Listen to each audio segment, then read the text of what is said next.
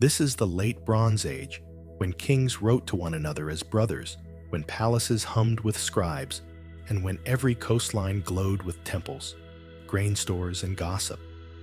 Civilization seemed eternal. Far to the south, Egypt shone like a golden mirage stretched along the Nile. Pharaohs ruled with the confidence of gods made flesh. Ramesses II had carved his face into cliffs so that even the sun could not ignore him. Armies of chariots patrolled the delta, their bronze fittings flashing like fire. Priests kept the cosmic order alive with incense and chant, believing that as long as the Nile rose and fell, the world would never end. To the north, on the Anatolian plateau, the Hittite Empire governed with stone and discipline. From their capital, Hattusa, surrounded by lion-guarded gates, they ruled a web of vassal states and mountain passes. Their kings spoke in treaties and tablets, their laws baked into clay for eternity. Their chariots thundered over ridges crewed by warriors in bronze-scaled armor. It was an empire of order, where bureaucracy marched as neatly as soldiers. Across the wine-dark sea, the Mycenaean Greeks raised their fortresses of limestone. Mycenae Tiryns Pylos, each a miniature world behind walls so vast that later generations swore only Cyclopes could have built them. Inside, courtyards echoed with feasts and poetry. Bronze rapiers hung beside painted frescoes of lions and spirals. Scribes recorded every jar of oil, every sheep and slave on linear B tablets, as if numbers could ward off chaos. Their kings were both merchants and warlords, trading across the Aegean while dreaming of glory. Together, these empires formed a shimmering triangle of power: Egypt's gold, Hatti's iron will, Mycenae's ambition. Around them stretched a necklace of cities, Ugarit Byblos, and Komi, Alashia, each bead linked by trade and faith. Ships from Cyprus brought copper. From the Levant came cedar. From Egypt, grain. From Greece, pottery painted with swirling octopuses that looked suspiciously like self-portraits of the sea itself. To walk through Ugarit in those years was to feel the hum of a world perfectly balanced.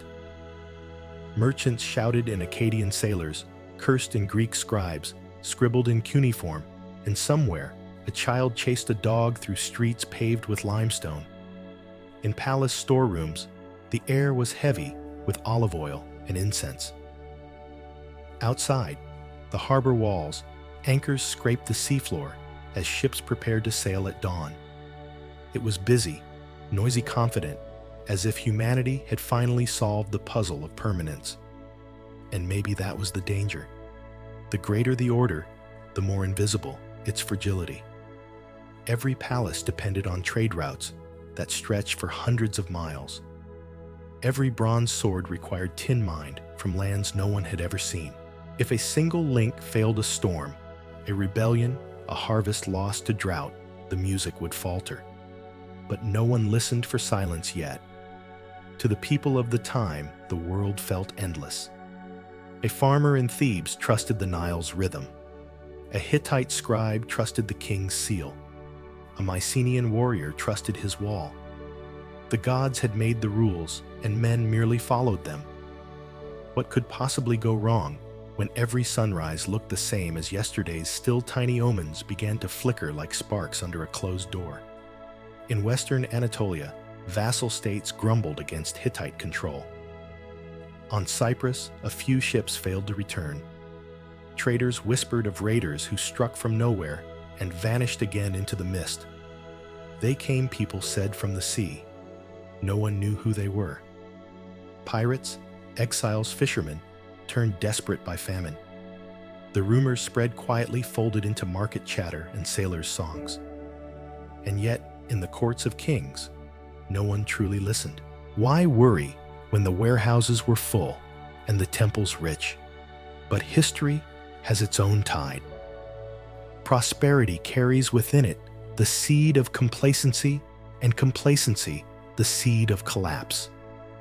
Somewhere beyond the horizon, storms were building real ones in the sky, and others in the hearts of hungry men. Picture the world around 1250 BC as a magnificent Stage 3 colossal empires standing like pillars beneath the vault of heaven, each certain that the gods themselves had chosen them to rule. Egypt in the south, blazing with gold and confidence. The Hittite Empire, sprawling across the rugged spine of Anatolia. And Mycenaean Greece, bold and restless, reaching its bronze-tipped fingers across the Aegean Sea. If you could sail among them, you'd see not barren ruins or dusty tablets, but living color and noise. Egypt, first, always Egypt. The air hums with the chorus of priests, the rhythm of drums echoing off the stone colonnades at Thebes. Pharaoh Ramesses II still lives in legend. His temples at Abu Simbel stare out across the desert with the same expression of divine self-assurance he must have worn in life. The Nile unfurls below like a mirror for the sun. In the royal workshops, chariots gleam with bronze fittings and leather harnesses dyed crimson. The kingdom's reach stretches from Nubia in the south to the frontiers of Syria, stitched together by caravans of grain and gold. Pharaoh rules as both king and god. He writes letters to foreign monarchs that begin with the words, "To my brother," but what he really means is "to my rival." Those letters, baked into clay or written in elegant hieroglyphs, travel along dusty roads, escorted by soldiers, their envelopes sealed with wax and prayer. Diplomacy in the late Bronze Age is part theater, part chess game, and Egypt performs it with style. Northward, the Hittite Empire keeps watch from its mountain citadel at Hattusa. Imagine stone walls curling for miles around the hills, carved lions guarding the gates, and a dry Anatolian wind, smelling faintly of cedar and dust. Here, kings with thunderous names, Suppiluliuma, Muwatalli, Tudhaliya, rule through a hierarchy of nobles, governors, and scribes. Their archives hold thousands of clay tablets, treaties, and tax lists stacked as neatly as bricks. Even their laws are orderly fines for insults, rules for oxen, protocols for diplomacy. But the Hittites are not mere administrators. They are warriors, born of stone and iron. Their chariots roar over the high plains, lighter and swifter than Egypt's, pulled by teams of perfectly trained horses. In battle, they fight not only for victory, but for balance, for the maintenance of a world where gods and men each keep their appointed place.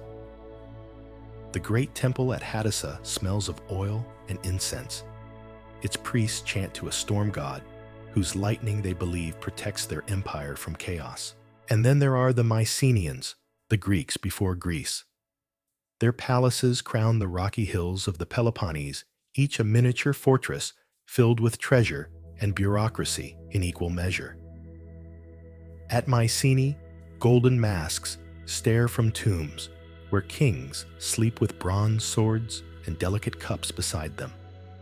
At Pylos, the palace of wise old Nestor, yes, the same one who will one day speak in Homer's Iliad, rises above the sea, its walls painted with frescoes of hunters, dancers, and dolphins.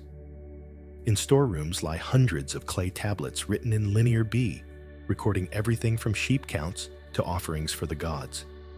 Reading them today feels oddly modern. 1 jar of honey for Poseidon, 2 oxen for the festival, 20 women assigned to the loom. Bureaucracy is eternal. Yet the Mycenaeans are not just clerks. They are sailors, traders, and warriors with a restless gleam in their eyes. Their ships carry pottery and oil to Cyprus, Crete, and beyond, returning with copper, ivory, and perhaps a few rumors of foreign troubles. When they march to war, their armor gleams like the sun-bronze breastplates, helmets of boar tusk, and great figure-8 shields made of ox hide stretched tight. It is easy to imagine them believing themselves unstoppable. Together, these 3 civilizations form a triangle of order across the Mediterranean. They trade, they quarrel, they intermarry, they spy. Letters fly between courts, send me 10 fine horses. Your envoy behaved rudely at the banquet. Please return the runaway slave who has fled to your lands. Every tablet baked in a royal archive is a heartbeat of this connected world. To ordinary people, farmers by the Nile, herders in Anatolia, sailors on the Aegean, the great empires feel as solid as mountains. Taxes rise, kings die, wars come and go, but the temples still stand, the harvest still grows, and the gods still shine. Civilization, they think, is eternal. But civilizations are like ships, magnificent above the water. Yet below the surface, their timbers creak. The price of bronze climbs. The tin roots are long and fragile. In the Hittite West, rebellious vassals test the empire's patience. In Greece, palaces compete for power like brothers in a family that smiles at dinner but hides knives beneath the table. Even Egypt, grand and gleaming, depends on foreign grain to feed its people when the Nile misbehaves. Still, for now, the music plays on. Envoys arrive with gifts wrapped in linen. Artisans carve sphinxes. Scribes copy hymns. And on palace rooftops, servants light torches as evening falls. From a distance, it looks perfect. A world so well built, it seems untouchable. But the sea, that silent witness, has already begun to change. Strange sails appear on the horizon, just dots against the sunset. Fishermen whisper that they've seen new ships heavy fast, with curved prows shaped like birds of prey. No one knows their flag. The kings don't notice. They are busy with treaties, festivals, and the thousand small vanities of power. Why fear the sea when the world itself bows to you? Soon, though, those distant sails will come closer. The pillars of empire will tremble, and the age that believed itself eternal will discover how swiftly eternity can end. If you could stand upon a headland somewhere along the Aegean coast around 1300 BC, you would see the arteries of a living world stretching out before you, a world woven not by kings and armies, but by windsalt and trade. Below the sea moves like liquid glass dappled with sunlight. On its surface drift the vessels of empires, creaking wooden bodies, heavy with treasure sails, swollen like the lungs of a great creature breathing across the Mediterranean. The late Bronze Age was more than an age of warlords and palaces. It was the first experiment in globalization. Every tool, every cup, every sword existed because copper met tin, because someone risked their life on the water to carry it. Civilizations that seemed self-contained, Egypt, Mycenaean Babylon, were in truth strands of a single shimmering web that stretched from the Atlantic to the Hindu Kush. At the heart of that web was bronze, the miracle metal. Its recipe was simple: 9 parts copper, 1 part tin, but its implications were cosmic. With bronze, humanity could plow deeper, fight harder, carve finer, and build greater. But the ingredients were scattered like puzzle pieces across continents. Cyprus had copper in abundance, its mines glittering red in the sun. Tin, however, was rare and precious, found in Anatolia, Iran, perhaps even the distant hills of Cornwall or Afghanistan. Somewhere, miners in dark tunnels chipped away at stone they would never see again, unaware that their labor forged the fate of kings. Through these twin elements, the Bronze Age world held together. Ships carried copper from Cyprus to Ugarit, tin from Anatolia to Egypt, and gold from Nubia northward in exchange. Amber from the Baltic, hardened sunlight trapped in stone, found its way into the necklaces of Canaanite queens. Pottery from Mycenae, painted with graceful octopuses, turned up as far east as Syria, while Egyptian scarabs surfaced in Greek tombs. A Mycenaean dagger might be forged from Cypriot copper, tipped with tin from Iran, and inlaid with gold mined from Nubia, the work of a craftsman who would never know how wide the world truly was.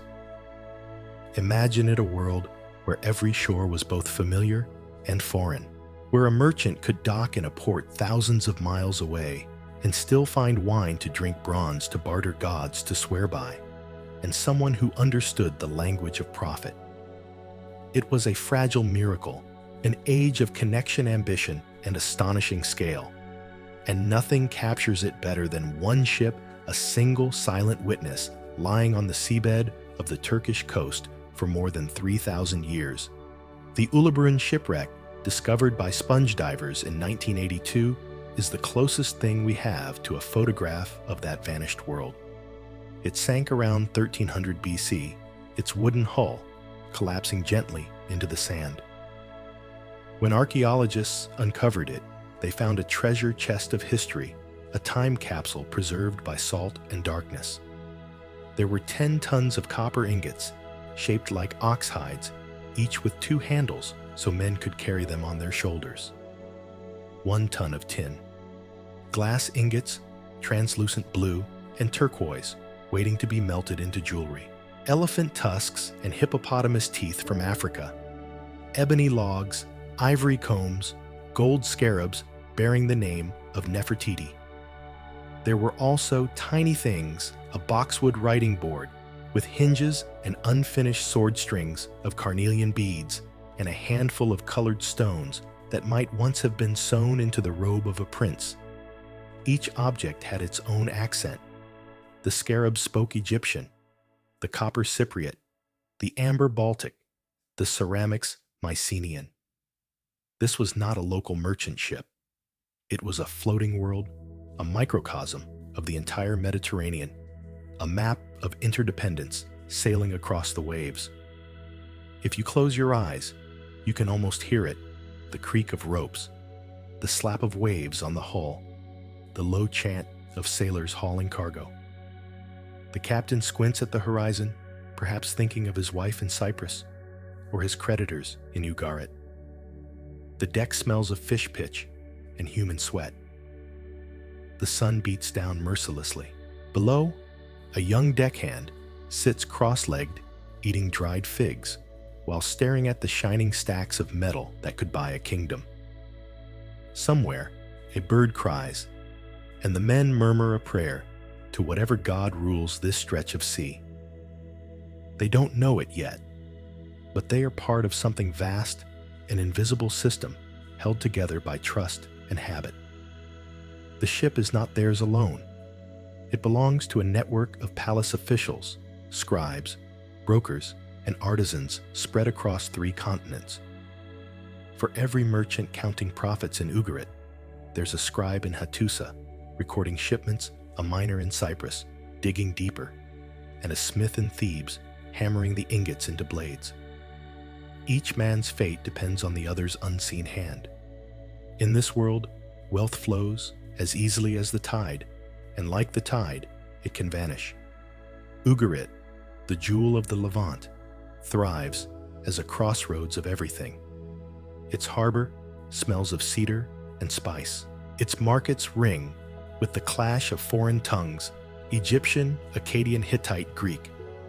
Scrolls and clay tablets record exchanges so precise you can feel the hum of commerce. 1 talent of copper for 12 jars of oil. 10 linen garments for 1 silver cup. Scribes in narrow offices dip reeds into ink, the world's first accountants, balancing the universe 1 transaction at a time. In Byblos, Phoenician traders haul timber down from the mountains to feed Egypt's insatiable appetite for shipbuilding. The logs float in massive rafts along the coast, their scent mingling with salt air. At Enkomi on Cyprus, the night sky glows orange from 1,000 furnaces, where molten copper pours into oxide molds. Sparks rise like fireflies, each one a promise of prosperity. On Crete, artisans carve intricate jewelry from imported ivory and paint frescoes of dolphins leaping through blue waves, their art an ode to the sea that sustains them. And in Egypt, the palaces overflow with these treasures.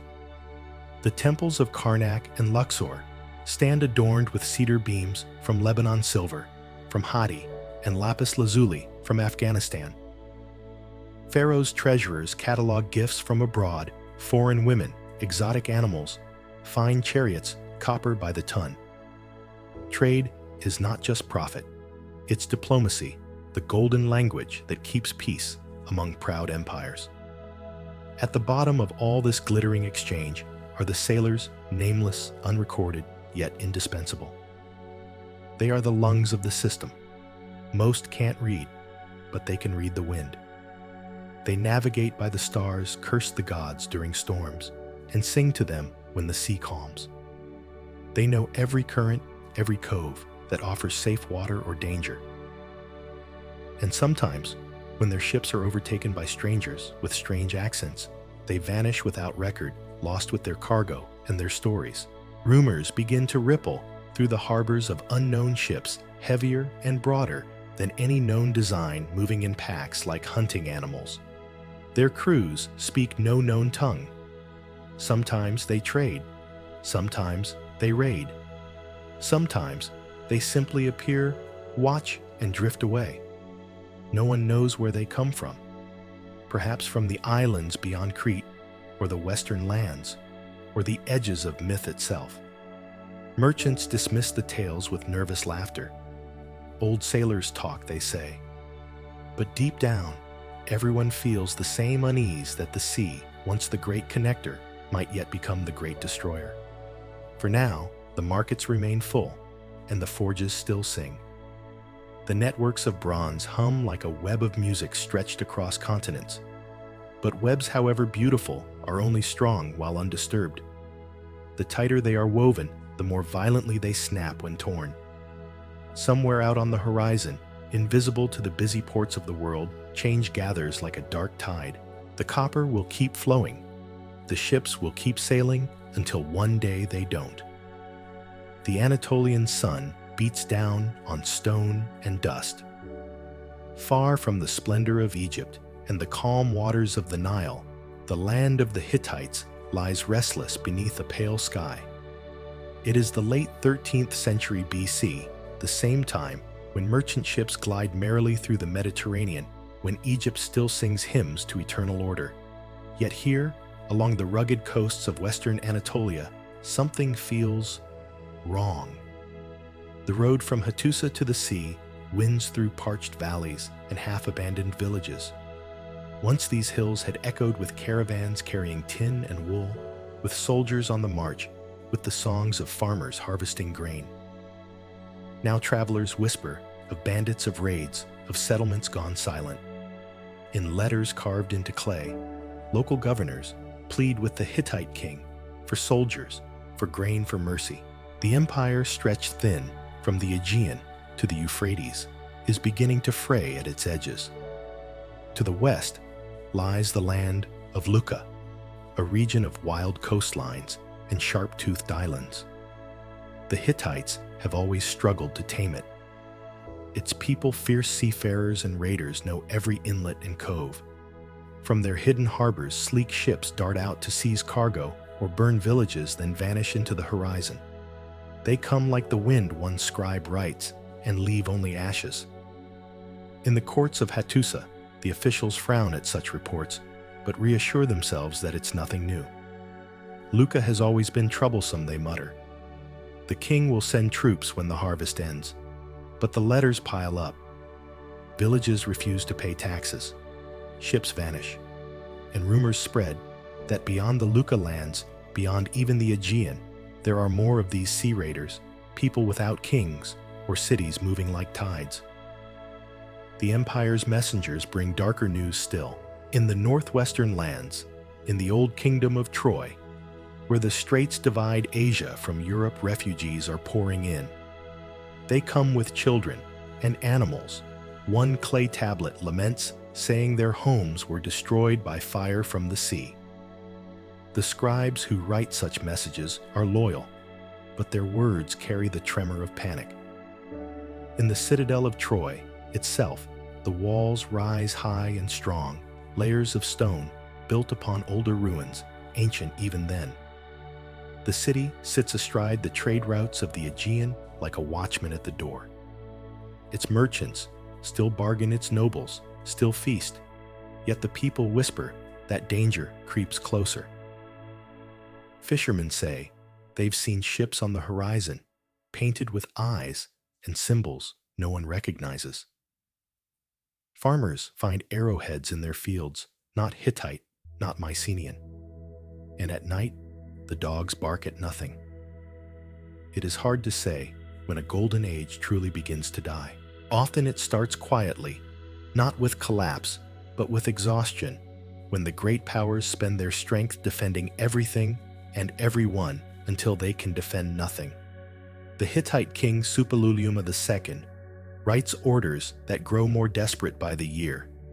He sends grain from the royal stores to feed starving provinces. He commands his generals to crush rebellions and guard the western ports. He dispatches envoys to Egypt asking for aid. My lands are attacked, he writes, by those who come from the sea.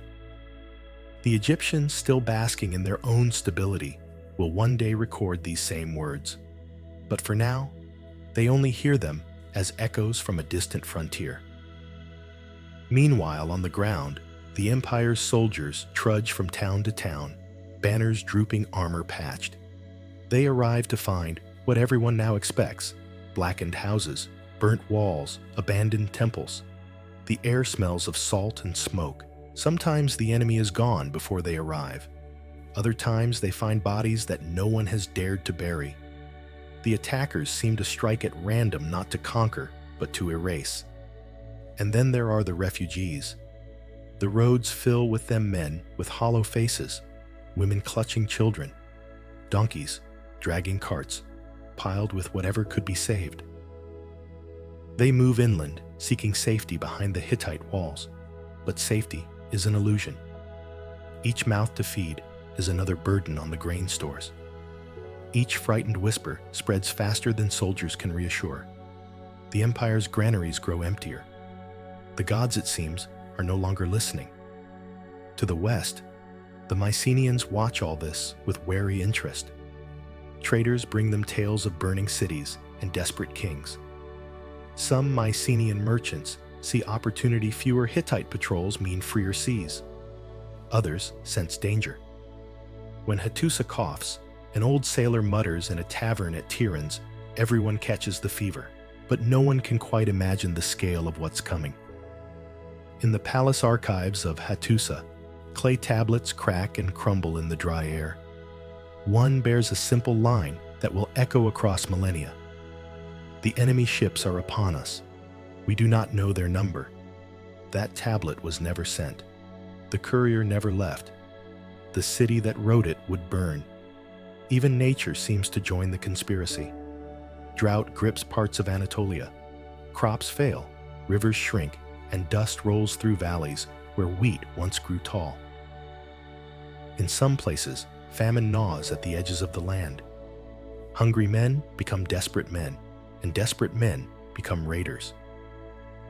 Whether the attacks come from the sea or rise from within, the result is the same: the boundaries blur. At dusk in some forgotten coastal town, an old fisherman stands on the shore watching the horizon. The sea looks calm, but the light feels strange, redder, heavier. He remembers the days when trade ships filled these waters, their sails white against the blue. Now, only shadows move out there, low and silent. He cannot tell if they are clouds or sails. The waves lap quietly at his feet. Somewhere in the distance, a gull screams. The fisherman shivers, though the air is warm. He turns back toward his village, where the people still prepare for tomorrow's market, still believe the world will go on. Behind him, the sea darkens, swallowing the last light of day. Something is coming. The Hittites sense it. The Mycenaeans hear whispers of it. Even the Egyptians, far away in their golden temples, will soon feel it on their shores. The web of bronze still holds, but its threads are tightening, pulling against each other with invisible strain.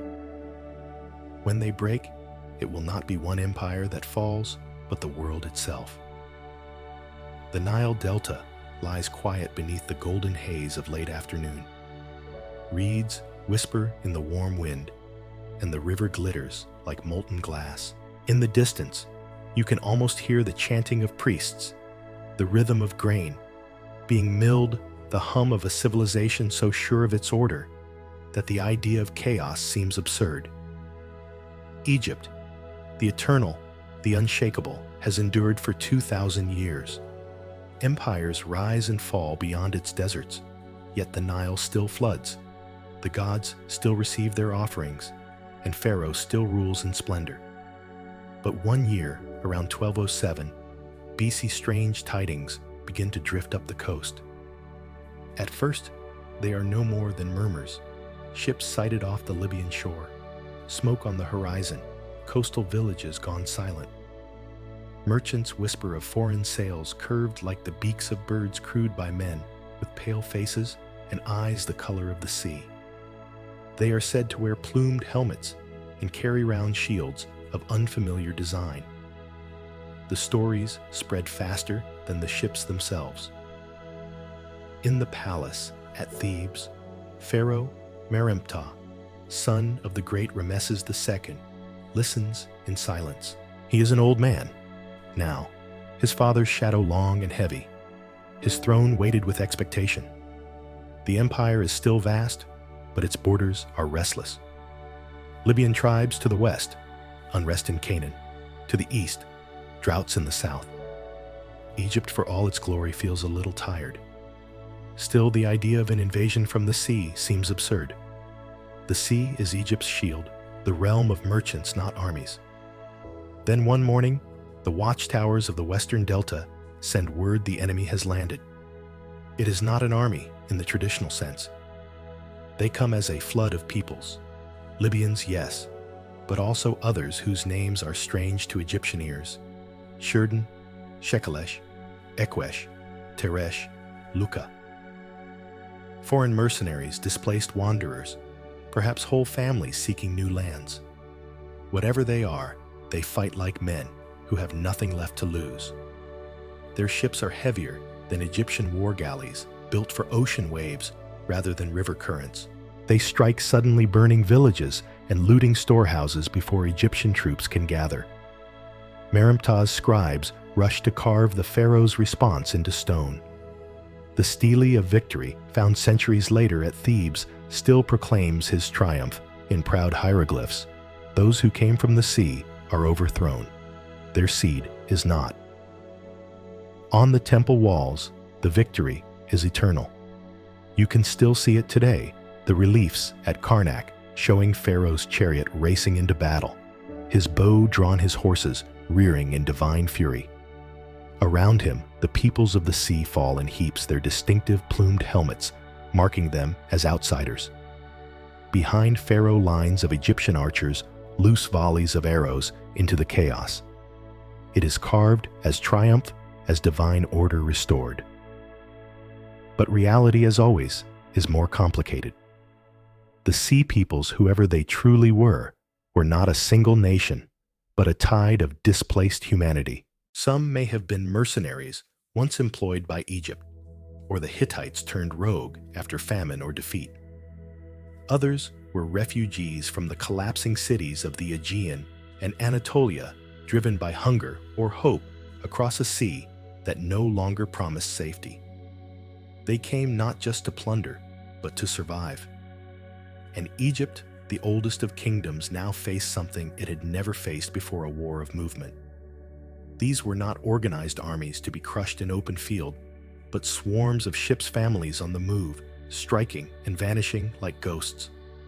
Imagine standing on the Delta coast at dusk as the enemy fleet approaches. The horizon darkens with sails. The cries of gulls fade beneath the crash of waves. The smell of smoke drifts on the wind long before you see the flames. The Egyptians rally, bronze helmets, gleaming chariots drawn up along the levees, but the chaos is unlike any they've known. The sky fills with arrows. The shouting is a mix of languages, half understood, half desperate, and when dawn comes, the sand is littered with broken shields and spent arrows, and the river runs dark with mud and blood together. Pharaoh wins, or so the inscriptions insist. The Libyan alliance breaks, the invaders scatter, the borders are secure once more. But something about this victory feels uneasy. The reliefs are too emphatic, the rhetoric too loud. Those who came from the sea are destroyed forever, the priests proclaim, as though trying to convince themselves. Yet even as Merimta's artisans carve the triumph into temple walls, ships continue to vanish in the north. Coastal trade falters. Letters from foreign vassals in Canaan grow anxious. And far away beyond the sight of Egypt's patrols, the waves continue to move with quiet purpose. The sea peoples are not gone. They are gathering. To the Egyptians, they remain half legend, half nightmare, the nameless menace from beyond the horizon. No one yet knows where they come from. Some say they were exiles from the Aegean Islands, others wanderers from the Western Sea. A few priests whisper darker ideas that they are a punishment sent by the gods, a tide to wash away corruption. But for now, the temples are safe, the Nile flows, and Pharaoh sits on his throne wreathed in incense and victory.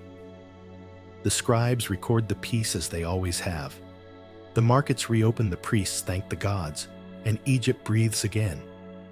And yet somewhere out there in the blue distance where sea meets sky, dark sails drift. Their crews speak in tongues no Egyptian scholar has yet heard. Their women and children sit among stacked cargo. Their warriors polish blades that gleam with stolen bronze. They do not yet know the name Sea Peoples. The world will give it to them later. For now, they are just wanderers, but they are moving, always moving toward the next shore. The year is around 1190 BC, and the world that once glittered like hammered bronze has begun to crack. The markets that once rang with the noise of barter are silent. The trade ships that once crisscrossed the sea have vanished, or worse, reappeared under foreign flags, carrying not cargo, but spears. Across the Mediterranean, cities begin to burn. The first fires are seen in Cyprus, the island that had once been the beating heart of bronze production. At Enkomi and Kition, flames rise from the foundries that once smelted copper into ingots. The air smells of ash and molten metal. Streets once filled with merchants and smiths are now littered with shattered amphory bronze tools twisted by heat. No one knows exactly who struck the first blow, raiders from the sea or desperate refugees from the mainland, but the result is the same. Cyprus, the empire's furnace, is broken. Letters fly across the fading trade network tablets etched with panic. From Ugarit, the great coastal city of Syria, comes a desperate cry for help. Its king Amurapi writes to his ally, the ruler of Alashia, Cyprus. The enemy ships have come. My cities have been set on fire, and they have done harm to my lands. Does not my father know that all my troops and chariots are stationed in Hatti, and that all my ships are in Lycia? Thus the country is abandoned to itself. Be aware, the enemy is approaching my city. It is one of the most haunting messages ever preserved from the ancient world, a king's plea caught mid-breath before the fire reached his palace. The tablet was found later hardened by the same flames it described, still unbaked, when the scribes dropped it and ran. The message was never delivered. By the time the smoke cleared, Ugarit was gone. Its harbor lay in ruins, ships charred to the waterline. In the palace storerooms, jars of grain were smashed and looted, while clay tablets lay scattered like fallen leaves. Contracts, letters, hymns, the entire voice of a civilization silenced in a single night. The fires were so fierce that the clay tablets baked themselves, preserving their last words for archaeologists 3,000 years later. It is as if time itself froze in that final moment of panic. And Ugarit is not alone. Across the Aegean and the Levant, cities fall in eerie sequence: Miletus, Mycenae, Tiryns, Pylos, Enkomi, Ashkelon. Fortresses are abandoned, palaces are looted, kings vanish without trace. It is not a single war, but a spreading chain reaction, a storm of migrations, raids, rebellions, and famine that no one fully understands. The Sea Peoples, or those we will later call by that name, are part of it, but they are not the only force. Hunger, drought, and desperation travel with them like unseen armies. In Anatolia, the Hittite Empire staggers. The once great kingdom that ruled from Hattusa finds its trade routes severed, its vassals in revolt, its granaries empty. Refugees pour in from the coast, farmers, soldiers, nobles alike, all fleeing enemies from the sea. The royal scribes record the chaos with bureaucratic precision, even as the state crumbles around them. One tablet discovered centuries later still bears the royal seal and a simple message: there is famine in the land. We are dying of hunger. In Greece, the Mycenaean palaces begin to fall. At Pylos, scribes carve frantically into wet clay as fire engulfs the walls. One tablet records a last inventory of weapons, another a list of watchers of the coastmen sent to guard against an attack from the sea. Within days, the city is gone, its archives baked hard by the same blaze that consumed its people. At Mycenae itself, the Lion Gate still stands, but the Megaron halls are choked with soot. At Tiryns, the great Cyclopean walls protect nothing but silence. Even Egypt, the oldest and proudest of civilizations, feels the tremor. Merinpta's victory against the Sea Peoples has brought no lasting peace. Traders from the north stop arriving. Prices rise. Grain grows scarce. Priests murmur of bad omens of the gods turning their faces away. In the royal workshops, artisans recycle old bronze idols to make weapons. To the modern mind, it is tempting to look for a single cause, a villain to blame. But this is not a story of one catastrophe. It is a symphony of collapse. Climate, famine, rebellion, and migration play their parts together. The drought that tightens its grip over Anatolia sends farmers south. The raids that shatter trade routes drive merchants to piracy. The piracy provokes wars that burn the cities that once fed them all. Like dominoes falling into fire, each disaster ignites the next. Archaeologists uncover the evidence layer by layer: streets littered with arrowheads and broken pottery walls, toppled inward skeletons lying where they fell. In Ugarit, a woman's body is found beside her loom. She died weaving. In Mycenae, a warrior's helmet lies next to his skull, still bearing the boar tusks that once gleamed in torchlight. In Enkomi, storage jars stand half full, as if the people had planned to return. None of them did. And yet amid the ruin, the sea remains calm. The same waves that carried trade and wealth now carry ships of refugees and conquerors. Out there beyond the smoking coasts, the Sea Peoples move from island to island, gathering strength. Some are warriors from fallen Mycenaean cities. Others are exiles from Anatolia or Cyprus. They travel with their families, their livestock, and their gods. They are not an army. They are a civilization in motion, searching for a new home and finding only other civilizations to destroy. Back in Ugarit, when the flames finally die, the palace is a skeleton of stone. The harbor is a graveyard of ships. The once busy warehouses are filled with silence and sand. A generation ago, a scribe there wrote proudly that the ships of Ugarit sail to every land. Now, not even one remains afloat. Far to the west, the survivors of the island of Cyprus look out over the blackened forges that once lit their nights red. Without trade, their copper is worthless. Without tin, their bronze cannot be made. The economy that bound the ancient world together has dissolved into ash. For centuries, scholars would later call this moment the Great Collapse, the end of the Bronze Age, the first true global system failure. And though the kings and priests of that era could not have known the term, they felt it in their bones. From the Nile to the Aegean, the night sky glows with the same color, the color of burning cities, reflected on the sea. The wind carries the same smell, everywhere salt smoke and ruin. No one writes letters anymore. The scribes are dead, their styluses buried in dust. The treaties between kings are forgotten. The gods once fed by incense and gold receive only the scent of charred wood. And still beyond the black horizon sails move. They are silent, patient, and relentless, the wanderers, the exiles, the sea peoples, whose arrival marks not just the end of an age, but the beginning of the unknown. The Bronze Age world has stopped breathing. Only the sea still moves.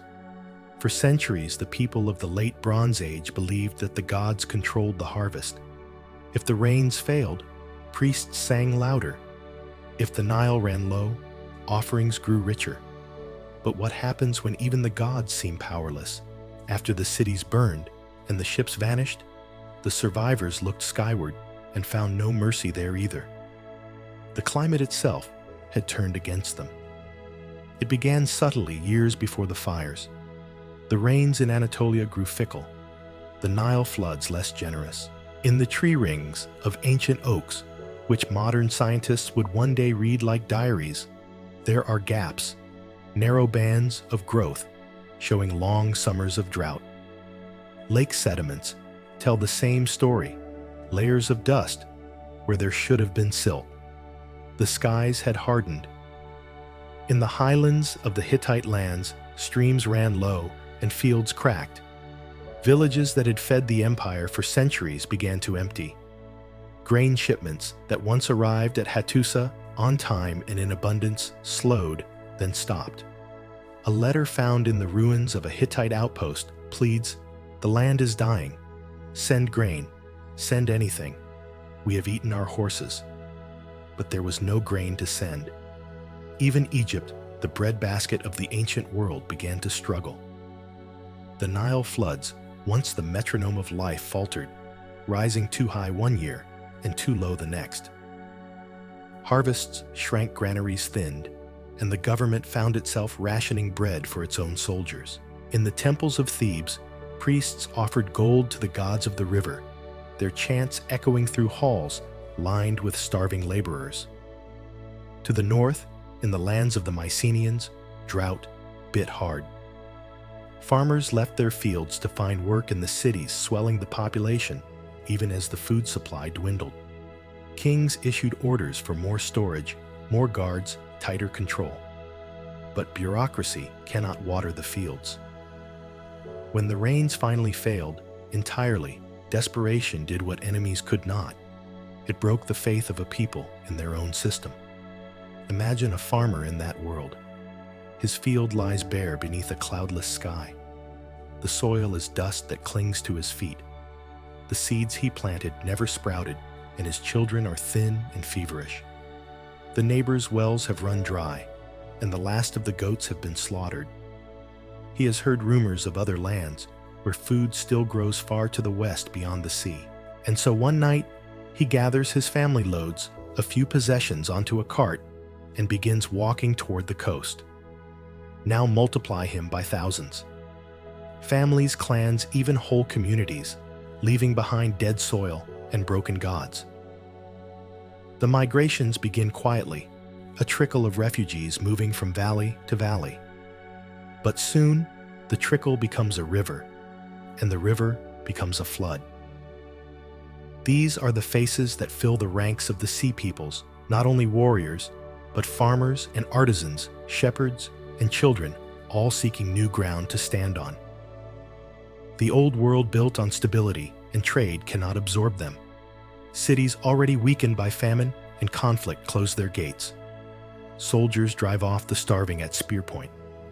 And so, despair turns to rage. The dispossessed become raiders. The hungry become conquerors. Even the sea, that eternal provider, changes character. The winds shift.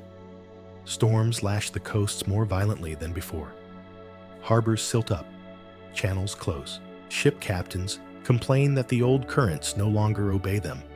The Mediterranean itself seems to have grown mean. At Hattusa, the last Hittite king, Suppiluliuma II, sends out expeditions to Cyprus and beyond, trying to reclaim lost territories. His fleets fight and sometimes win, but there is no victory against hunger. The empire is starving faster than it can fight. Letters from coastal governors are still being sent, though increasingly they sound more like eulogies than reports. We can no longer count the dead. The fields are barren. Even the grain from Egypt does not come. In the ruins of Ugarit, archaeologists find charred grain inside sealed jars, food that was never eaten, abandoned in haste. Perhaps the city had stockpiled it for a siege that came too fast. Or perhaps it was the last desperate attempt to save a people already undone by famine. And yet, amid the devastation, life clings on. Somewhere, a fisherman still casts his net into the shallows, praying that the sea will forgive him. Somewhere, a priest lights incense and whispers that the gods are merely testing humanity. But even faith withers under an empty sky. The drought lasts for decades. Whole regions are depopulated. Herds vanish. Forests die. Rivers shrink to trickles. The world seems to hold its breath and then exhale chaos.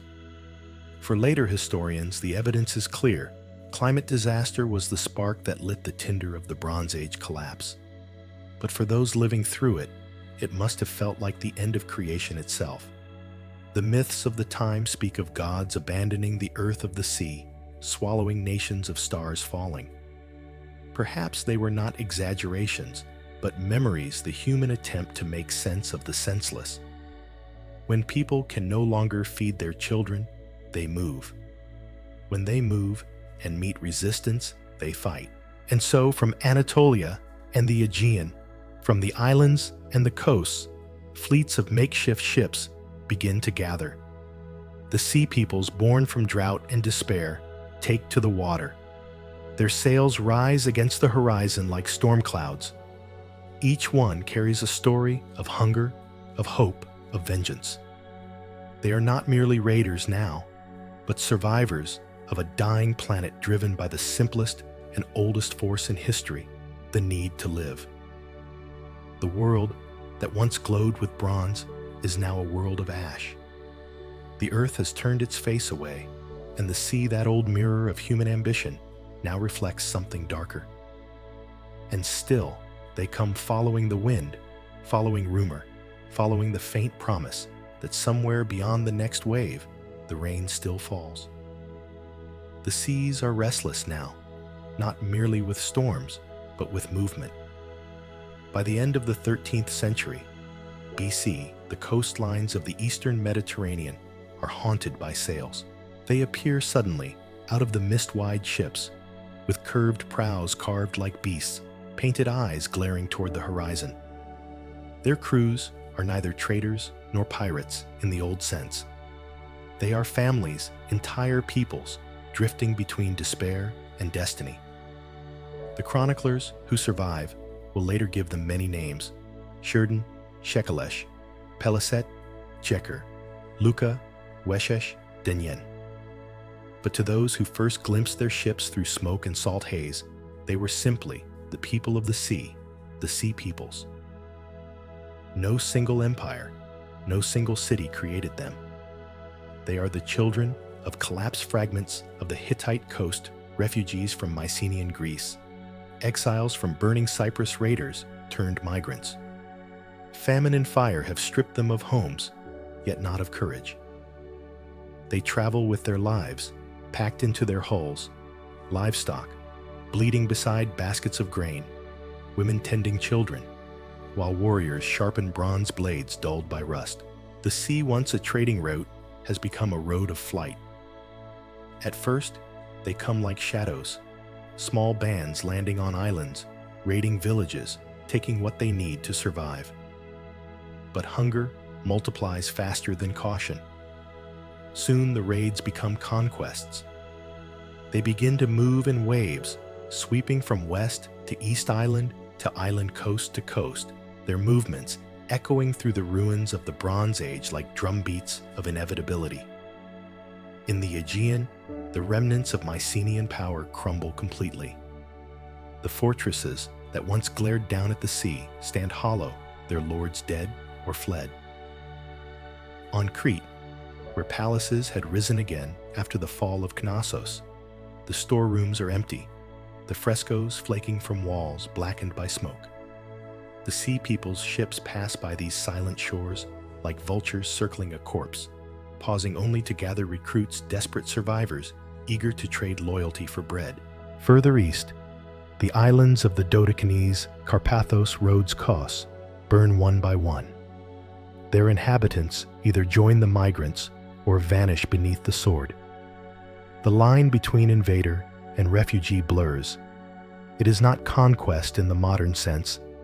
It is movement by necessity driven by the twin engines of hunger and fear. Contemporary letters and reliefs tell us how the settled world perceived them as an unstoppable faceless tide. To the scribes of Ugarit in Egypt, they were those who came from the sea, whose origins are unknown. To modern eyes, they are the human face of collapse itself, proof that when civilization falls, it does not die quietly. It moves.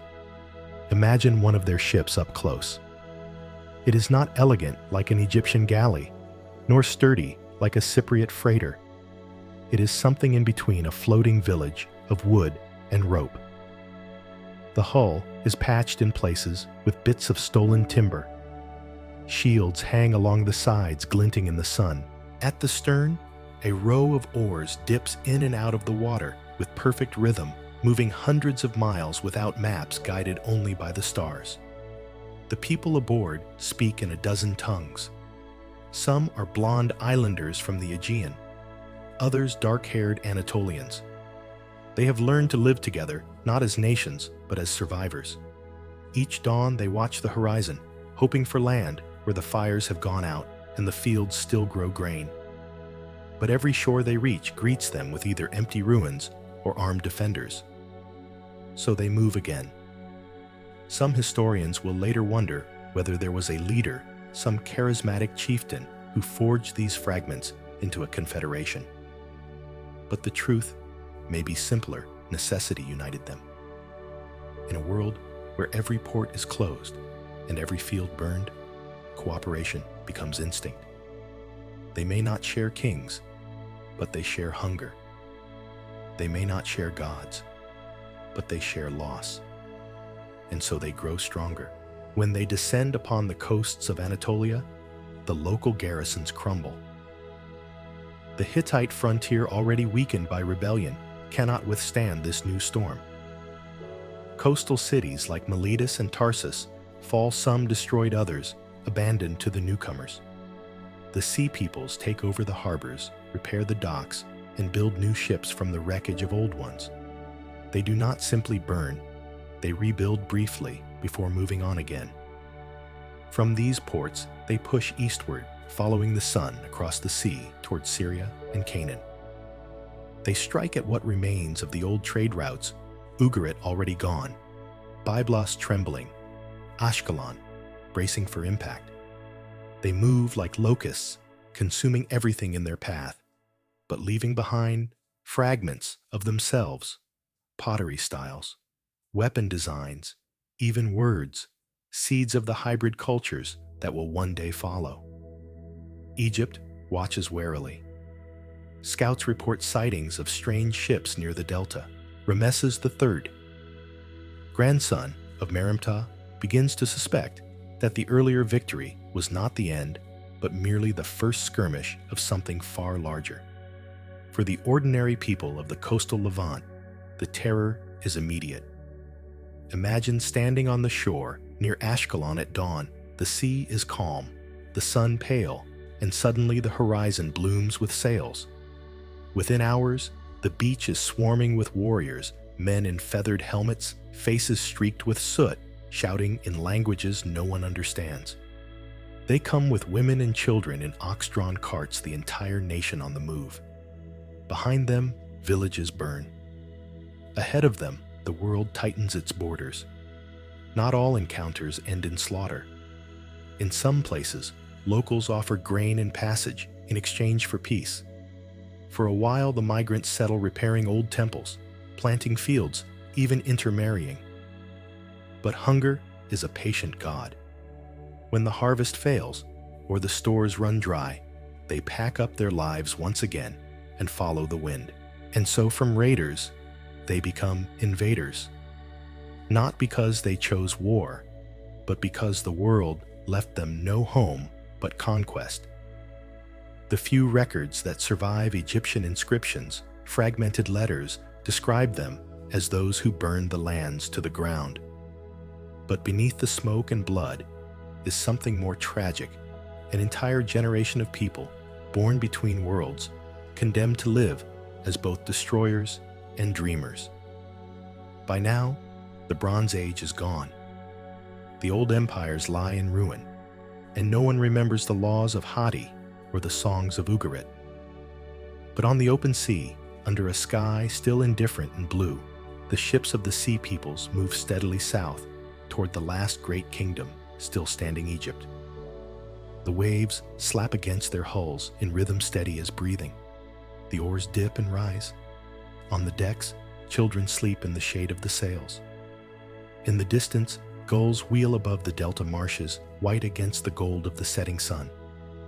The wanderers have become warriors now, and Egypt, the eternal land, is about to wake to its greatest trial yet. The Aegean Sea lies deceptively calm, a mirror of blue stretching between the shattered coasts of Anatolia and the Greek mainland. The air smells of salt and smoke.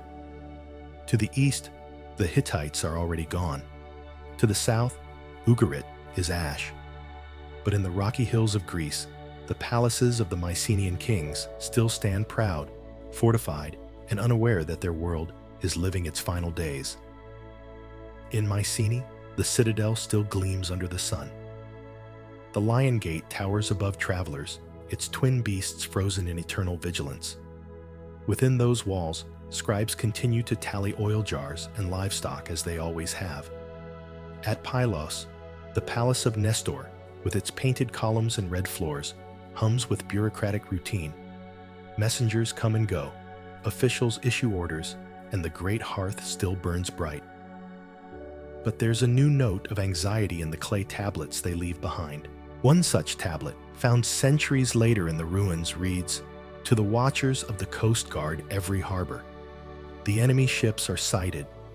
The scribe pressed the words into wet clay, with careful strokes the world's oldest record of an incoming invasion.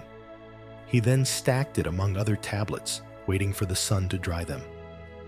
But the sun that rose over Pylos that morning would never set on a living city again. It began as whispers. Ships spotted near the western coast. Villages burning on nearby islands. Fishermen found adrift. Their boats looted, their mouths too dry to speak. The sea peoples, or perhaps local rebels, turned desperate, were drawing closer. In the palace courtyards, soldiers polished their bronze breastplates, while servants carried amphorae of water and wine. The women of the court hurried to pack the storerooms, grain oil and wool. The king ordered the chariots prepared. Priests lit fires to Poseidon the earth shaker and to Zeus, lord of thunder. But the omens were bad. The wind howled from the south for 3 days, carrying with it the smell of fire and distant screams. At sunset, the enemy came. From the sea, the horizon bloomed with sails, hundreds of them, like the wings of a storm. From the hills, columns of smoke rose where outlying towns had already fallen. The attackers moved with terrifying speed. They were not a single army, but a tide, some speaking Greek, others, foreign tongues, all driven by hunger and fury. The battle that followed was not a glorious stand of heroes. It was chaos fire, shouting the thunder of collapsing roofs. The palace guards fought bravely, their bronze armor flashing in the torchlight, but the invaders outnumbered them. One by one, the storerooms were breached. The scribes who had spent their lives counting grain and oil now fled with their wax tablets clutched to their chests. Somewhere amid the confusion, one tablet fell into the fire, its wet clay baking hard enough to survive the next 3 millennia. When the flames died, Pylos was gone. Its once shining frescoes, dancers, bulls, dolphins were reduced to gray ash. The great hearth cracked and collapsed inward.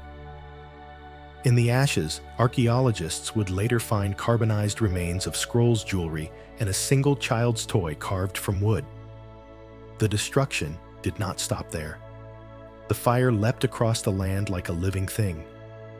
Tyrans burned its mighty walls blackened. Thebes fell into chaos. Orchomenos, Argos. Mycenae itself, one by one, the palaces of the Aegean collapsed in smoke. To the later Greeks, this would be remembered only in myth, the age of heroes ending in blood, and ruin the time between Troy and Homer's dawn. But for those who lived it, it was no legend, it was starvation and silence. The priests tried to make sense of it. They said Poseidon had turned against them, angry at neglected sacrifices. Others blamed earthquakes, and indeed some walls did fall not from fire, but from trembling ground. But no offering could stop the ruin. Temples were looted idols, smashed, their gold melted into coin or blade. In one shrine at Mycenae, a statue of a goddess still stands scorched but unbroken, as if watching her worshippers flee. The social order unraveled as fast as the palaces burned. Scribes and artisans fled to the hills.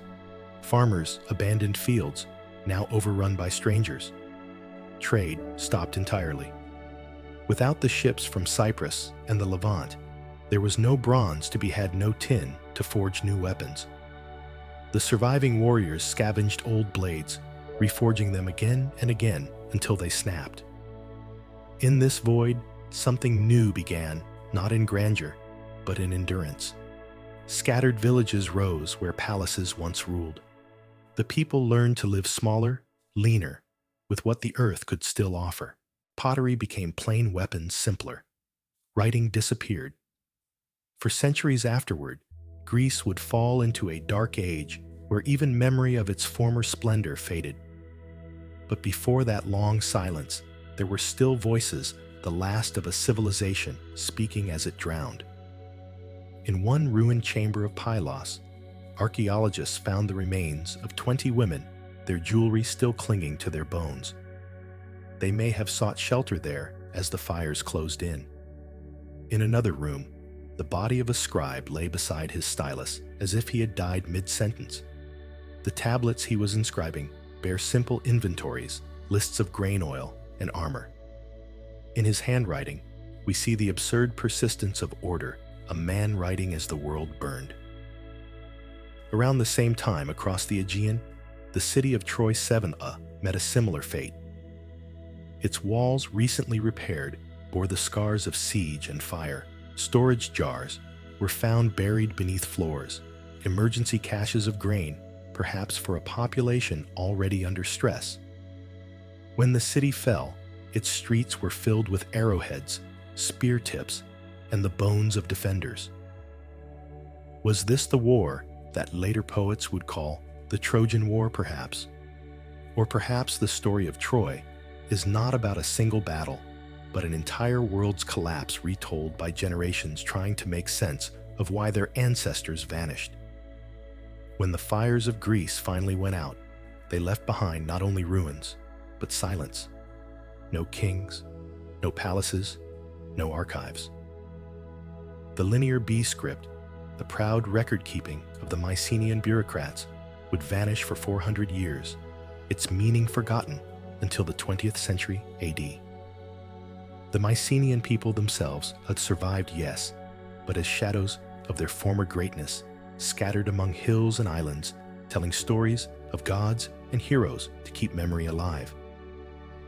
By 1150 BC, the Aegean had become a graveyard of stone. Wild goats grazed on the toppled walls of Mycenae. Winds whistled through the empty corridors of Pylos. The great citadels that once commanded fleets and trade now looked down upon barren harbors. The sea that had once connected the world now divided it. And yet, out on that same sea, sails still move. The sea peoples, the survivors, the destroyers, they have not finished their journey. They carry with them the ghosts of every city they've burned and every home they've lost. Greece has fallen behind them. Anatolia lies in ruin, and before them now waits the last unconquered land, Egypt. As the sun sets over the silent ruins of Mycenae, the wind carries a sound, faint and distant, the slow, steady beat of oars. It echoes across the water, across the ashes of an age. The sea peoples are coming. High in the Anatolian plateau, far from the blue shimmer of the Mediterranean, the capital of the Hittite Empire stands surrounded by stone walls and silence. Hadassa, the Lion Gate city seat of kings, who once ruled half the known world, breathes its last. For centuries, this had been one of humanity's great strongholds. Its walls coiled over the hills like a stone serpent, its gates guarded by carved lions and warrior gods. In its temples, scribes once sang to the storm god, Tarhuna, master of thunder and rain. The city's archives overflowed with clay tablets, treaties with Egypt, trade contracts, with Ugarit hymns to the gods, the laws of kings who ruled with iron will and diplomatic finesse. It had survived plagues, rebellions, and wars. But now, all the storms in the world have gathered over it at once. It begins not with invasion, but with hunger. The drought that parched Anatolia spares no one. Granaries once filled with grain from the lowlands stand hollow. The royal household rations bread. Farmers flee their fields, joining columns of refugees who move toward the city in hope of food. The guards at the gate count the faces and shake their heads. The gates cannot open for everyone. The city that once ruled others now cannot even feed itself. In the royal palace, Suppiluliuma II, last of the Hittite kings, writes orders that feel more like prayers. Send ships to Alatia, he commands. Bring back copper, bring back grain.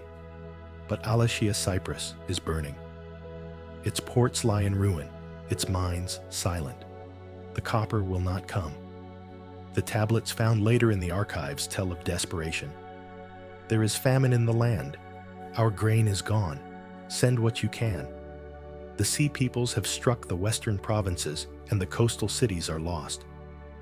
The empire's navy, small but proud, is scattered.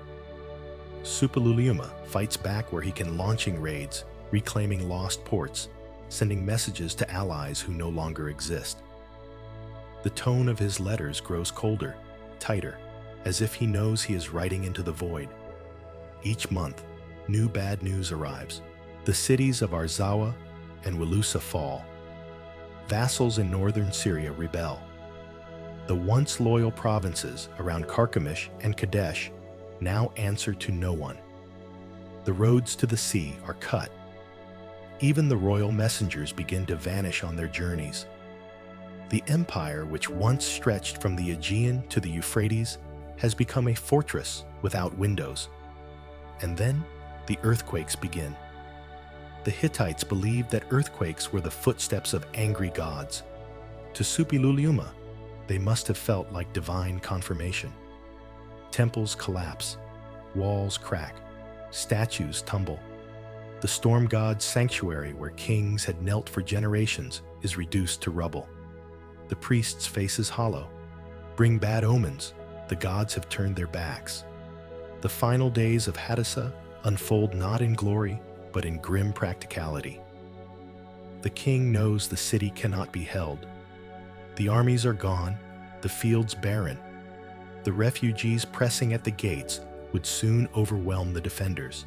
And so, in an act both desperate and defiant, he orders the capital evacuated and burned. It is a strange kind of victory, the only one left. Before leaving, the people empty the temples. The golden idols of Tarhuna and the sun goddess of Arina are packed away, their faces veiled. Priests chant farewell hymns as they carry them toward the east, toward safer lands. The royal archives, thousands of tablets, are sealed inside chambers of stone, as if the king knew that someday someone would dig through the ashes and remember. The wells are filled with debris. The gates are locked from within. And then the fires are lit.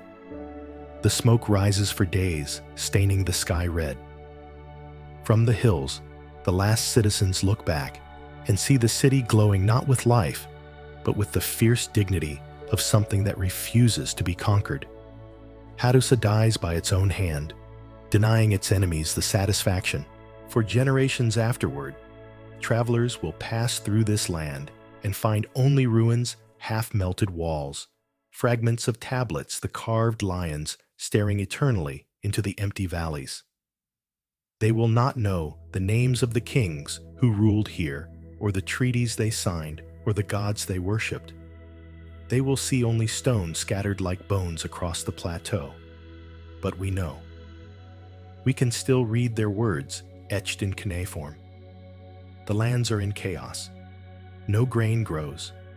The great ones have fallen. The world is overturned. Even as Hattusa burns, a few Hittite survivors flee east to Carchemish, a smaller kingdom that will carry the last flickering light of their civilization for another century. There, princes and scribes try to keep the old traditions alive, rebuilding temples, writing in the same hand their fathers used. But it is a pale reflection.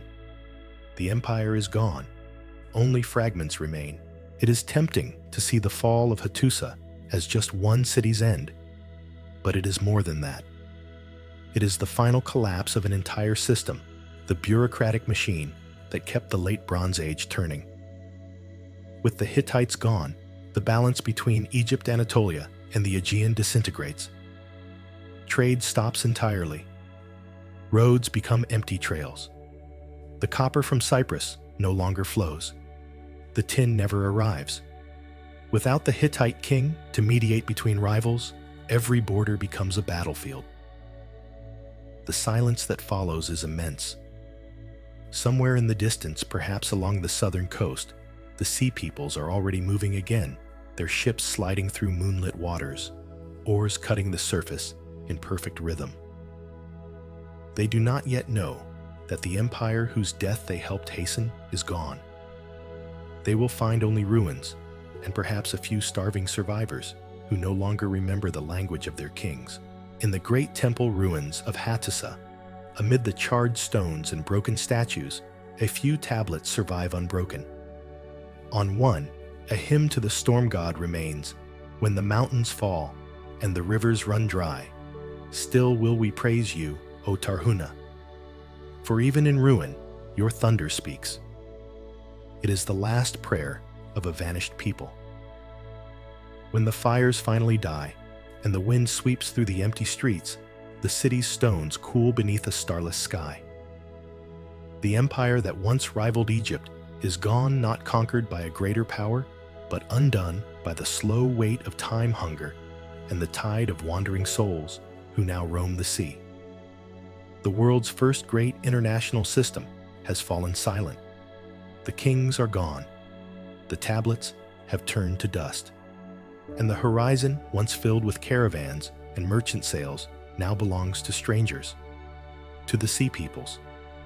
The wind off the Syrian coast carries the smell of salt and ash. It is evening in Ugarit, the city that once sang louder than any other. The harbor lies quiet now, its water black as obsidian. Broken ships drift at anchor, their masts snapped like reeds. The warehouses along the quay, once stacked with copper wine and cedar, stand open gutted, picked clean by desperate hands. The air tastes of smoke and fear.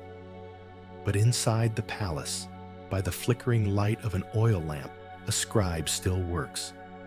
His hands shake as he presses his stylus into the soft clay. The tablet before him is small, hastily shaped. His words are quick, uneven. To my brother, the ruler of Al-Ashia, the enemy ships have come. They have set fire to my cities and done harm to my lands. My troops and chariots are far away, and my ships are not here. Thus the country is abandoned to itself. The enemy is approaching my city. Be aware. He stops to wipe the sweat from his face. Outside, he can hear shouting guards at the gates, women calling for their children, the thud of hooves in the courtyards. He knows the message will never reach Cyprus. The docks are already lost. Still he writes. To write is all he has ever known.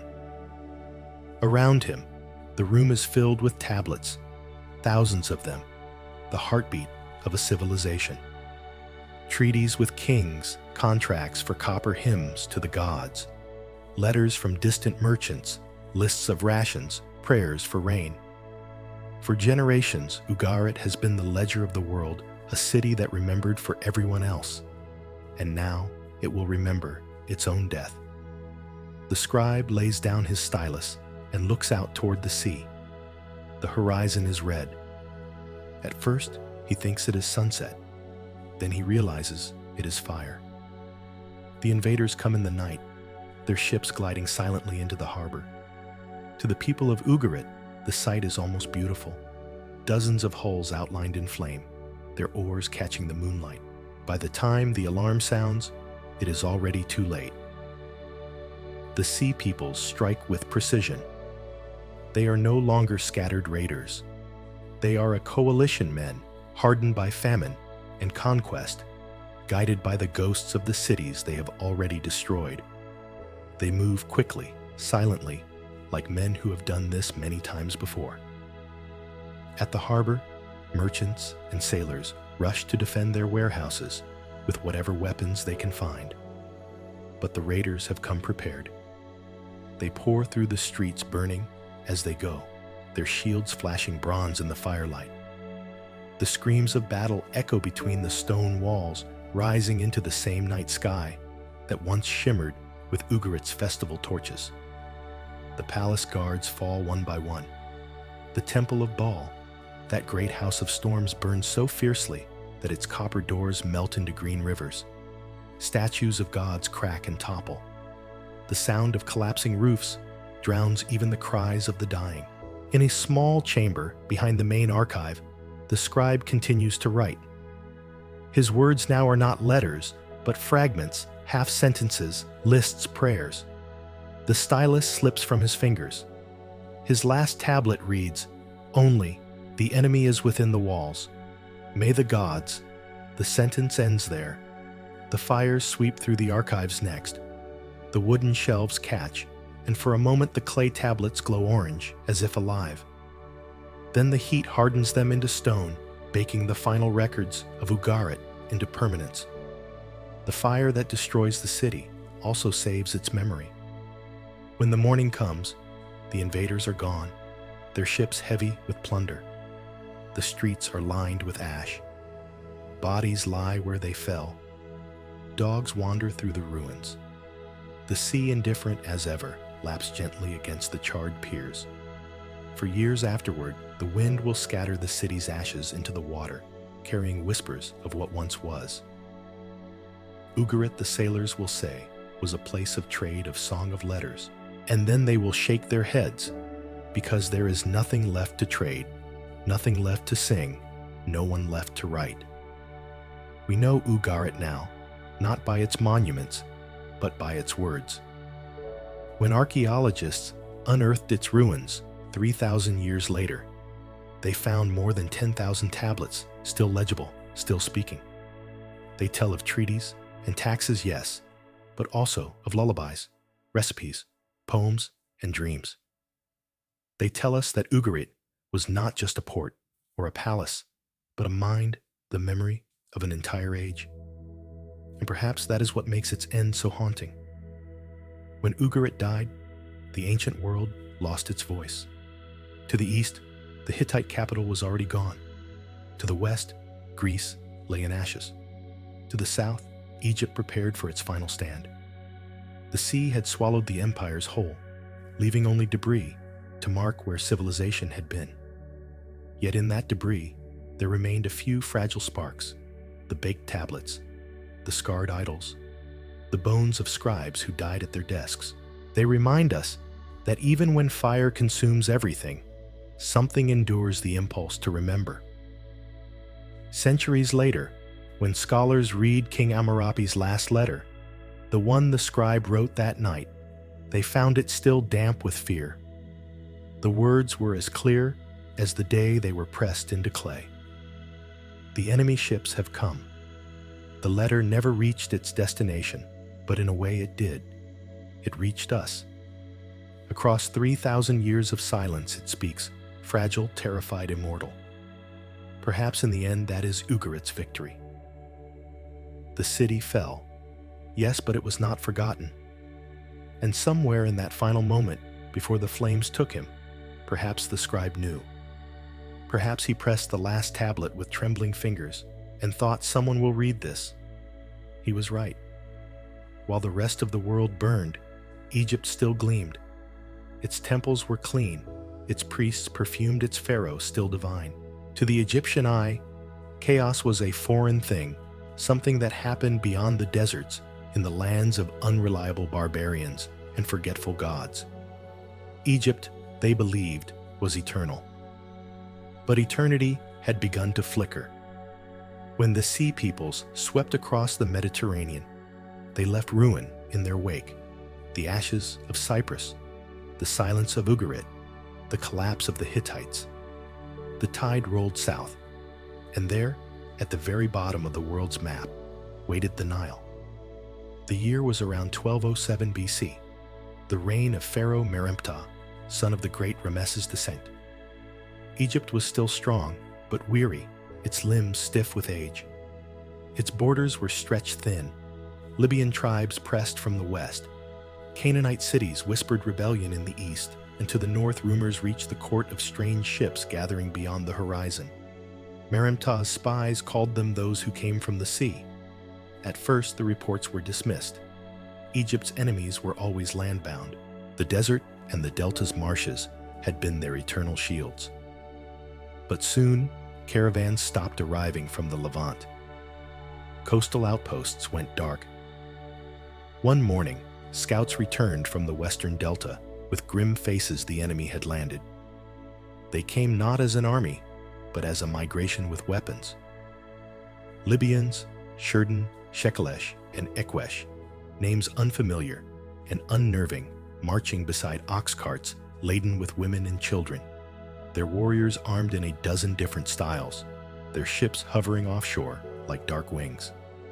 It was not conquest they sought at first. It was land. But Egypt could offer none. Meremptah, now in his 60s, rose to the challenge like a man possessed. The temple inscriptions later called him the bull who crushes the invaders, though one suspects his back ached when he donned his armor. The reliefs at Karnak show him charging in his chariot bow, drawn hair fluttering like a lion's mane, a vision of divine might. The truth, as always, was messier. Egyptian scouts, veterans of desert campaigns, struggled in the marshlands of the delta. The enemy moved fast and fought like men who had nothing left to lose. The Libyans attacked from one side, while their sea-borne allies raided the flanks. The air shimmered with heat and arrows. The Nile's reeds burned, filling the sky with black smoke that turned day into twilight. But Egypt had advantages the wanderers did not: organization, discipline, and chariots, hundreds of them, sleek and deadly, each drawn by a pair of perfectly trained horses. Under Meremptah's command, the chariots moved like waves themselves, sweeping through the invaders' ranks. The reliefs later show the pharaoh standing tall, loosing arrows faster than any man could, while the gods watch approvingly. By sunset, the sea raiders broke. The Libyan coalition scattered. The survivors fled back toward the coast. The Egyptians collected their fallen enemies' weapons as trophies, piling them before the temples in Thebes. Meremptah ordered the victory carved into stone, his words echoing down the centuries. The 9 bows are fallen, their hearts taken away. None raises his head among the sea peoples. Those who came from the sea are overthrown. Their seed is not. The priests sang hymns of triumph. The court rejoiced. The pharaoh was declared beloved of Amun, the savior of Egypt's borders. But behind the triumphal tone, a shadow lingered. The stele of victory still standing today in the Cairo Museum reads like the declaration of a man trying to convince himself that Egypt's gods had not grown old. The Sea Peoples were defeated, yes, but only barely. The battle had drained the kingdom's strength. Fields lay untended, trade was failing, and famine whispered through the villages. The priests wrote that Egypt had cut off the head of the serpent, but the serpent's body still coiled beyond the horizon. In his palace, Merimta likely understood this better than anyone. He ordered the Delta fortified new watchtowers, new outposts. He reopened the armories, rearmed the garrisons, and demanded new taxes to feed an army that could no longer live on foreign tribute. In Thebes, the temples celebrated for months. But in the northern ports, fishermen whispered that strange sails had been seen again at dusk. Egypt was not yet falling, but it was no longer alone in the world. Meanwhile, messengers from the north arrived at the royal court, with letters some burned at the edges, some smudged with tears. One came from the last surviving city of the Hittite lands, begging for grain. "My lord, there is famine in the land. We are dying." Another from a Canaanite vassal, terrified. "The ships of the sea are upon us." Merimta could offer no help. Egypt itself was starving. The Nile had failed again. The same drought that emptied the fields of Anatolia now crept down the river's long spine. The victory at the Delta had saved Egypt from invasion, but not from time. The pharaoh ordered the temples to pray for rain. He offered incense and gold to Amun to Ta, to every god whose name might still listen. The priests wrote hymns promising renewal. The scribes copied them faithfully, their hands trembling. Perhaps they already sensed that this age, the age of bronze of order of old gods and steady trade, was ending. For a decade afterward, the borders remained quiet. The fields recovered somewhat. The Nile rose higher, and Egypt seemed safe once more. Travelers from foreign lands arrived again, not merchants this time, but refugees seeking food. Merimta received them with weary suspicion. Some were granted land, others turned away. When the pharaoh died, his tomb in the Valley of the Kings was filled with gold and inscriptions praising his everlasting triumph over chaos. But outside chaos was only gathering strength. The raiders he had defeated were regrouping, multiplying, uniting, and moving once more toward the south. Egypt's walls stood strong, its gods still worshipped, its monuments still glittering. Yet for all its splendor, the kingdom was now an island in a sea of ashes. The neighbors who once traded with it were gone. The letters from the north stopped coming. The harbors grew quieter. The scribes would later call Merimta the last pharaoh who ruled a world of kings. After him, there would be survivors, builders, warriors, but no one left to correspond with. The next time the Sea Peoples came, they would not come as raiders or allies. They would come as nations, and Egypt alone beneath the sun would face the storm again. The years passed, and Egypt learned to live with the ghosts of its neighbors. The Hittites were gone, the Mycenaeans silent, the Canaanite ports blackened ruins. The trade routes that had once carried gold, tin, and stories now carried only rumors. It was as if the sea itself had turned inward, swallowing the world and leaving only Egypt standing on its shore.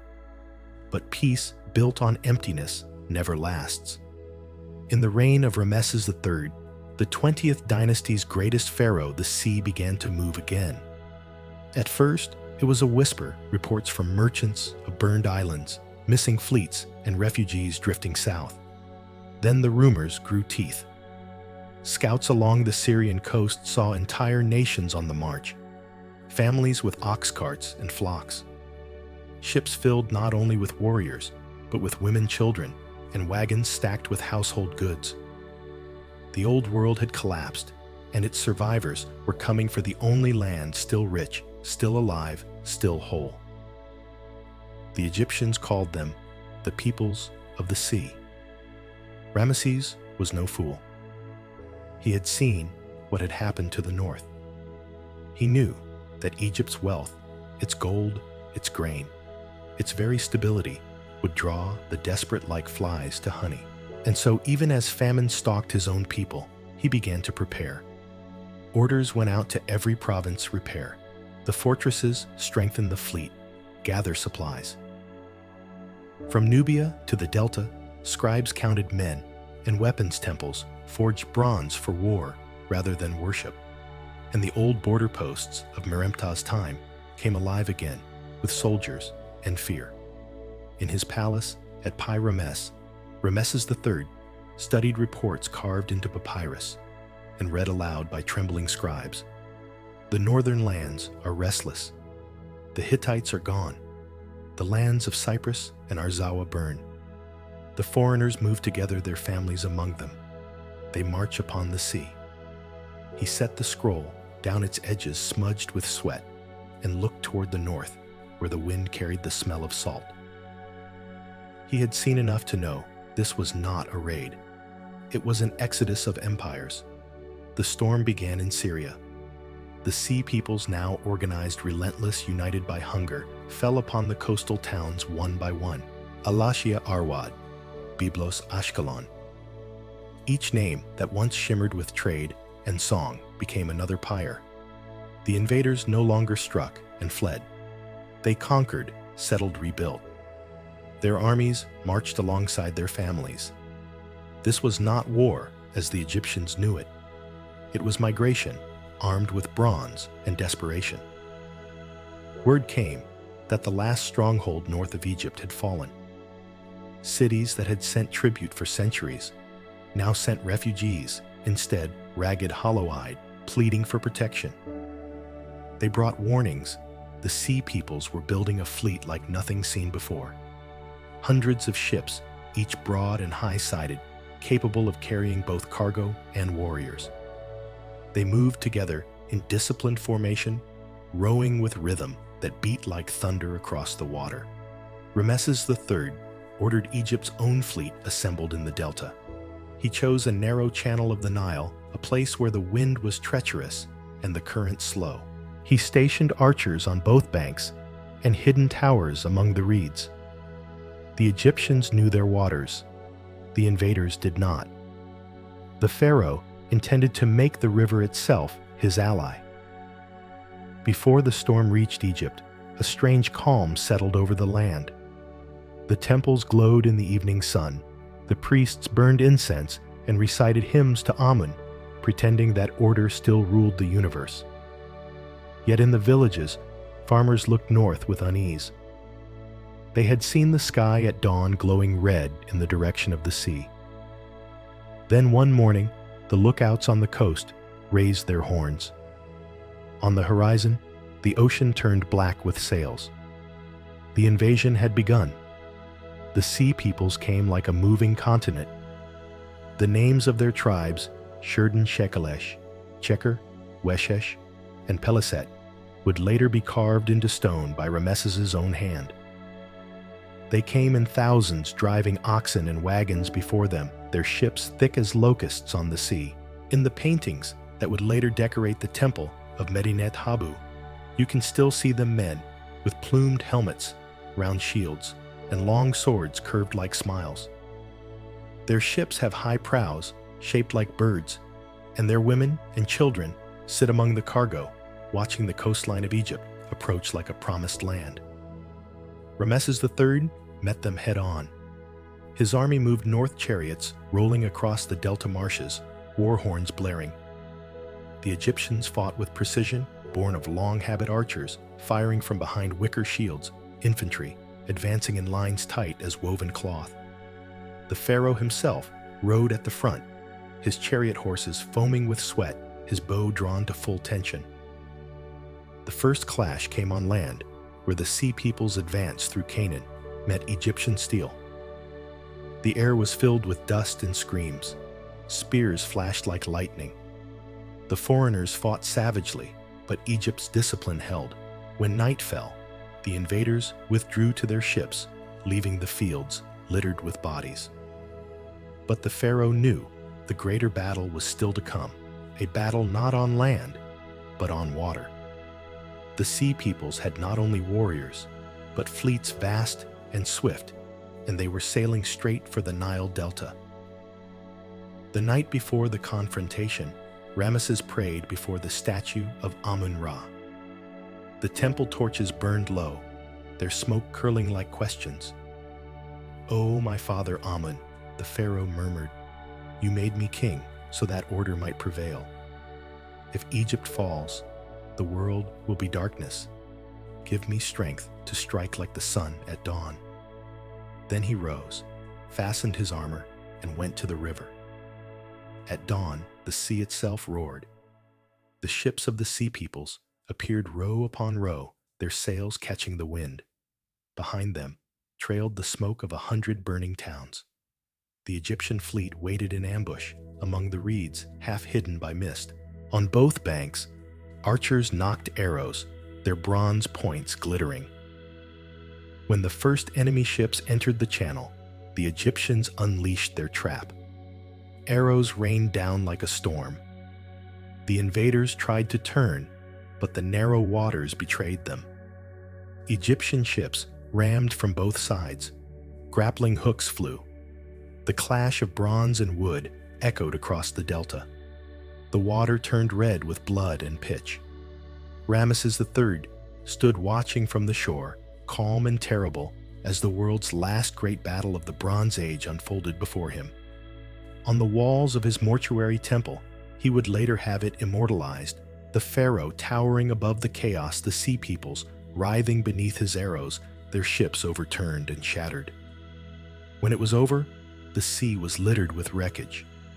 The survivors were captured, bound, and marched before the throne. Their women and children followed their eyes, hollow but defiant. Ramesses spared some, settling them in garrisons along Egypt's borders to serve as laborers and soldiers. The rest vanished into the deserts or the marshes, their names swallowed by time. The pharaoh declared victory. The inscriptions called it the Day of the Great Slaughter. The sea peoples were said to be annihilated, their seed no more. Temples filled with song again, and Egypt celebrated as though the world had been saved. Yet beneath the triumph, exhaustion lingered. The temples grew poor, the harvests thin. Egypt had survived the storm, but it had spent the last of its strength doing so. Beyond its borders lay nothing but ashes. The age of empires was over. The sea peoples, though defeated, had already reshaped history. They had erased kingdoms, silenced languages, and ended the Bronze Age itself. And though their sails burned on the Nile that day, their descendants, the Philistines, the Trojans, and others, would rise again in new lands, building new cities atop the bones of the old. As for Egypt, it stood victorious, yes, but alone, surrounded by the quiet ruins of a world it no longer understood. The temples still glittered, the statues still smiled, but the sea beyond the delta was empty now, carrying only the ghosts of ships and the memory of thunder.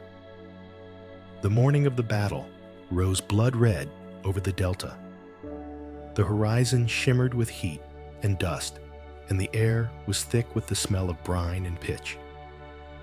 Pharaoh Ramesses III stood in his war chariot gold armor, flashing in the sun, his hand steady on the bow. Ahead of him stretched the marshlands, tangled reeds, narrow channels, and the last barrier between Egypt and the sea. Somewhere beyond that horizon, an army was coming. They called themselves the peoples of the sea, but they were more than that now. They were a wave of nations, the Peliset, the Checker, the Weshesh, the Trojans, and the Denian, a confederation bound not by allegiance, but by survival. Behind them trailed ox-drawn carts carrying children, and the elderly whole families wrapped in rags and smoke. They came not as an army seeking conquest alone, but as an entire civilization uprooted, dragging its gods and grief toward Egypt's green floodplain. The Egyptian scouts had watched them for weeks, tracking their slow advance along the coast. They had burned every village in their path, stripped the land bare, and left behind only the ashes of the Bronze Age. Now at last they had reached Egypt's border, the last living kingdom. Ramesses had chosen his battlefield carefully. The wide plain of Jahi, just beyond the delta's northern arm, offered no shelter and no surprise. It was a crucible, open hot and flat, where chariots could run and the pharaoh's archers could rain death. He ordered the canals flooded to slow the enemy's wagons and spread his forces in a crescent across the sand. To his soldiers, he promised glory and divine favor. To himself, he prayed that the gods were still listening. By midday, the horizon darkened with dust. From the north came the sound of horns, low mournful, like beasts bellowing across the plain. Then came the banners, fluttering above the mass of bodies and wagons. At first, the Egyptians thought it was smoke, but it was movement, an ocean of men shimmering with bronze and leather. The sea peoples had arrived. The first ranks marched barefoot through the sand shields, raised spears glittering. Behind them rolled wagons piled with families and supplies. Their chieftains rode among them in chariots that looked crude beside Egypt's, but sturdy and fast. They had no formation, at first only momentum, the desperate inertia of a people who had lost everything but rage. When they saw the Egyptian line waiting for them, rows of archers, lines of chariots, the pharaoh's banner, blazing in the center, they did not falter. They howled. The cry rolled over the plain like thunder. The Egyptian trumpets answered. The first volley of arrows darkened the sky. The sound was like rain, but heavier the hiss of death slicing through heat. The front ranks of the sea peoples staggered, but still they came trampling their fallen beneath them. Bronze blades clashed on shields. The Egyptians loosed again, the air filling with the rhythm of bowstrings and screams. Ramesses raised his hand, and the chariots surged forward. Hundreds of them, twin horses straining wheels, rattling drivers shouting, crashed into the enemy flanks. The Egyptians fought with terrifying precision. The sea peoples met them with courage, born of hopelessness.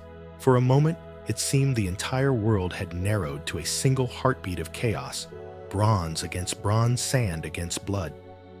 The pharaoh's own chariot cut through the melee, his bow singing arrows, striking as fast as breath. His generals shouted encouragements to their men. Stand firm, for the gods, for Egypt. The sea, peoples roared in answer. For our children.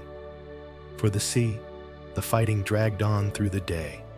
The plain littered with the wreckage of two civilizations.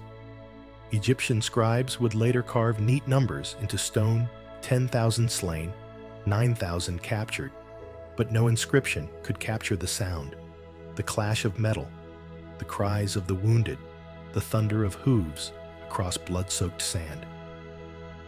At one point, the Sea People's chieftain, a man with a crest of white feathers and scars like cracks in stone, broke through the Egyptian flank. For an instant, he stood face to face with the pharaoh, their eyes locking across the distance, one king defending his world, the other carrying the wreck of his. They might have recognized each other, if not as equals then, as opposites. Then the chariots closed, and the man was gone. The tide turned slowly, as tides always do. Egypt's discipline began to grind the invaders down. The sea peoples fought ferociously, but they could not replace their dead. The wagons behind them, meant for their children and food, became barriers, trapping them against the Egyptian lines. The Nile wind carried dust and smoke into their faces, blinding them. Their formations broke. Some tried to flee back toward the coast, but Egyptian horsemen rode them down. Others fought to the last, dying where they stood surrounded by their families. By sunset, the battle was over. The plain was carpeted with bodies.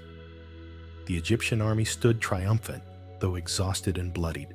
Ramesses rode through the wreckage in silence, his chariot wheels crunching over broken shields and bent swords. His soldiers cheered his name, but their voices were hoarse, their eyes hollow. Victory had never looked so much like sorrow. That night, the pharaoh ordered the survivors gathered. Thousands knelt in chains before him, warriors, women, and children, the remnants of a people who had once ruled the sea. The priests recorded their names in lists that would later be carved at Medinet Habu. The pharaoh's decree was simple. Those who submitted would live, but live as servants of Egypt. Many of the captured men would be absorbed into the Egyptian army. Their children would grow up speaking Egyptian, their gods forgotten. The rest would be sent east into the deserts to vanish. Rameses stood over them as the torches flickered. The wind carried the smell of fire and salt from the north. He had preserved Egypt, but as he watched the kneeling prisoners, he felt the truth that no inscription would ever admit the sea peoples were not demons. They were what happened when the gods turned away, when the rain stopped, when nations forgot mercy. They were what Egypt itself might someday become. The scribes later carved the story in stone. The foreign lands made a conspiracy in their islands. They came together all at once, and their hearts were confident, saying, "We will overthrow Egypt." But their hearts and their souls are finished forever and ever. But the stones lie. The hearts of the sea peoples were not finished. They would rise again in new lands under new names. Their ships would sail once more, not as conquerors, but as founders. The Philistines would build cities on the southern coast of Canaan. The Trojans would settle in the western sea, in the land we now call Sardinia. The world would change as worlds always do when the old ones die. In Egypt, the temples celebrated for months. Musicians played, dancers filled the courtyards, and the priests proclaimed the renewal of Ma'at, the divine order of the world. The pharaoh's image carved on the walls of Medinet Habu shows him larger than life, smiting the sea peoples beneath his feet. Yet if you look closely at that relief, you might notice something the sculptors did not intend. The eyes of the defeated are not filled with terror, but with calm. They have crossed deserts, storms, and the wreckage of empires to reach this place. Even in defeat, they look as if they have seen too much to fear anything more. The Bronze Age had ended on that plain. The chariots, the palaces, the gods themselves all belonged to yesterday. What survived were the people scattered and remade by fire. The age of the great kingdoms had burned out, and from its ashes, smaller, hungrier nations would rise. As night fell over the delta, the stars came out over a silent battlefield. The Nile flowed on indifferent, gleaming red beneath the moon. Egypt had survived. The world it ruled had not. The sun rose pale and heavy over the Nile delta, turning the water to molten gold. The reeds whispered, and a damp mist clung to the marshes, hiding the movements of men and ships. The world smelled of salt smoke and waiting. Pharaoh Rameses III stood at the heart of his empire's final test. The battle on land had been brutal, but the invasion was not over. Scouts brought word that the sea peoples were advancing by sea, a vast armada larger than any fleet the world had ever known. Egypt had defeated armies before, but this was something else entirely, a nation of nations sailing on its doorstep. The pharaoh knew the truth. If Egypt lost the delta, Egypt would die. He had chosen the battlefield with care, the channels of the eastern Nile narrow and treacherous, flanked by sandbanks and hidden fortifications. He ordered the river mouth, blocked with chains and wooden barriers. He stationed archers on both banks, concealed among the reeds, and filled the papyrus marshes with troops and slingers. His own fleet lay waiting downstream prows, painted with falcon eyes, sails furled, oars silent. The traps were set. At dawn, the sea peoples appeared, their ships rising out of the mist like islands of wood and bronze.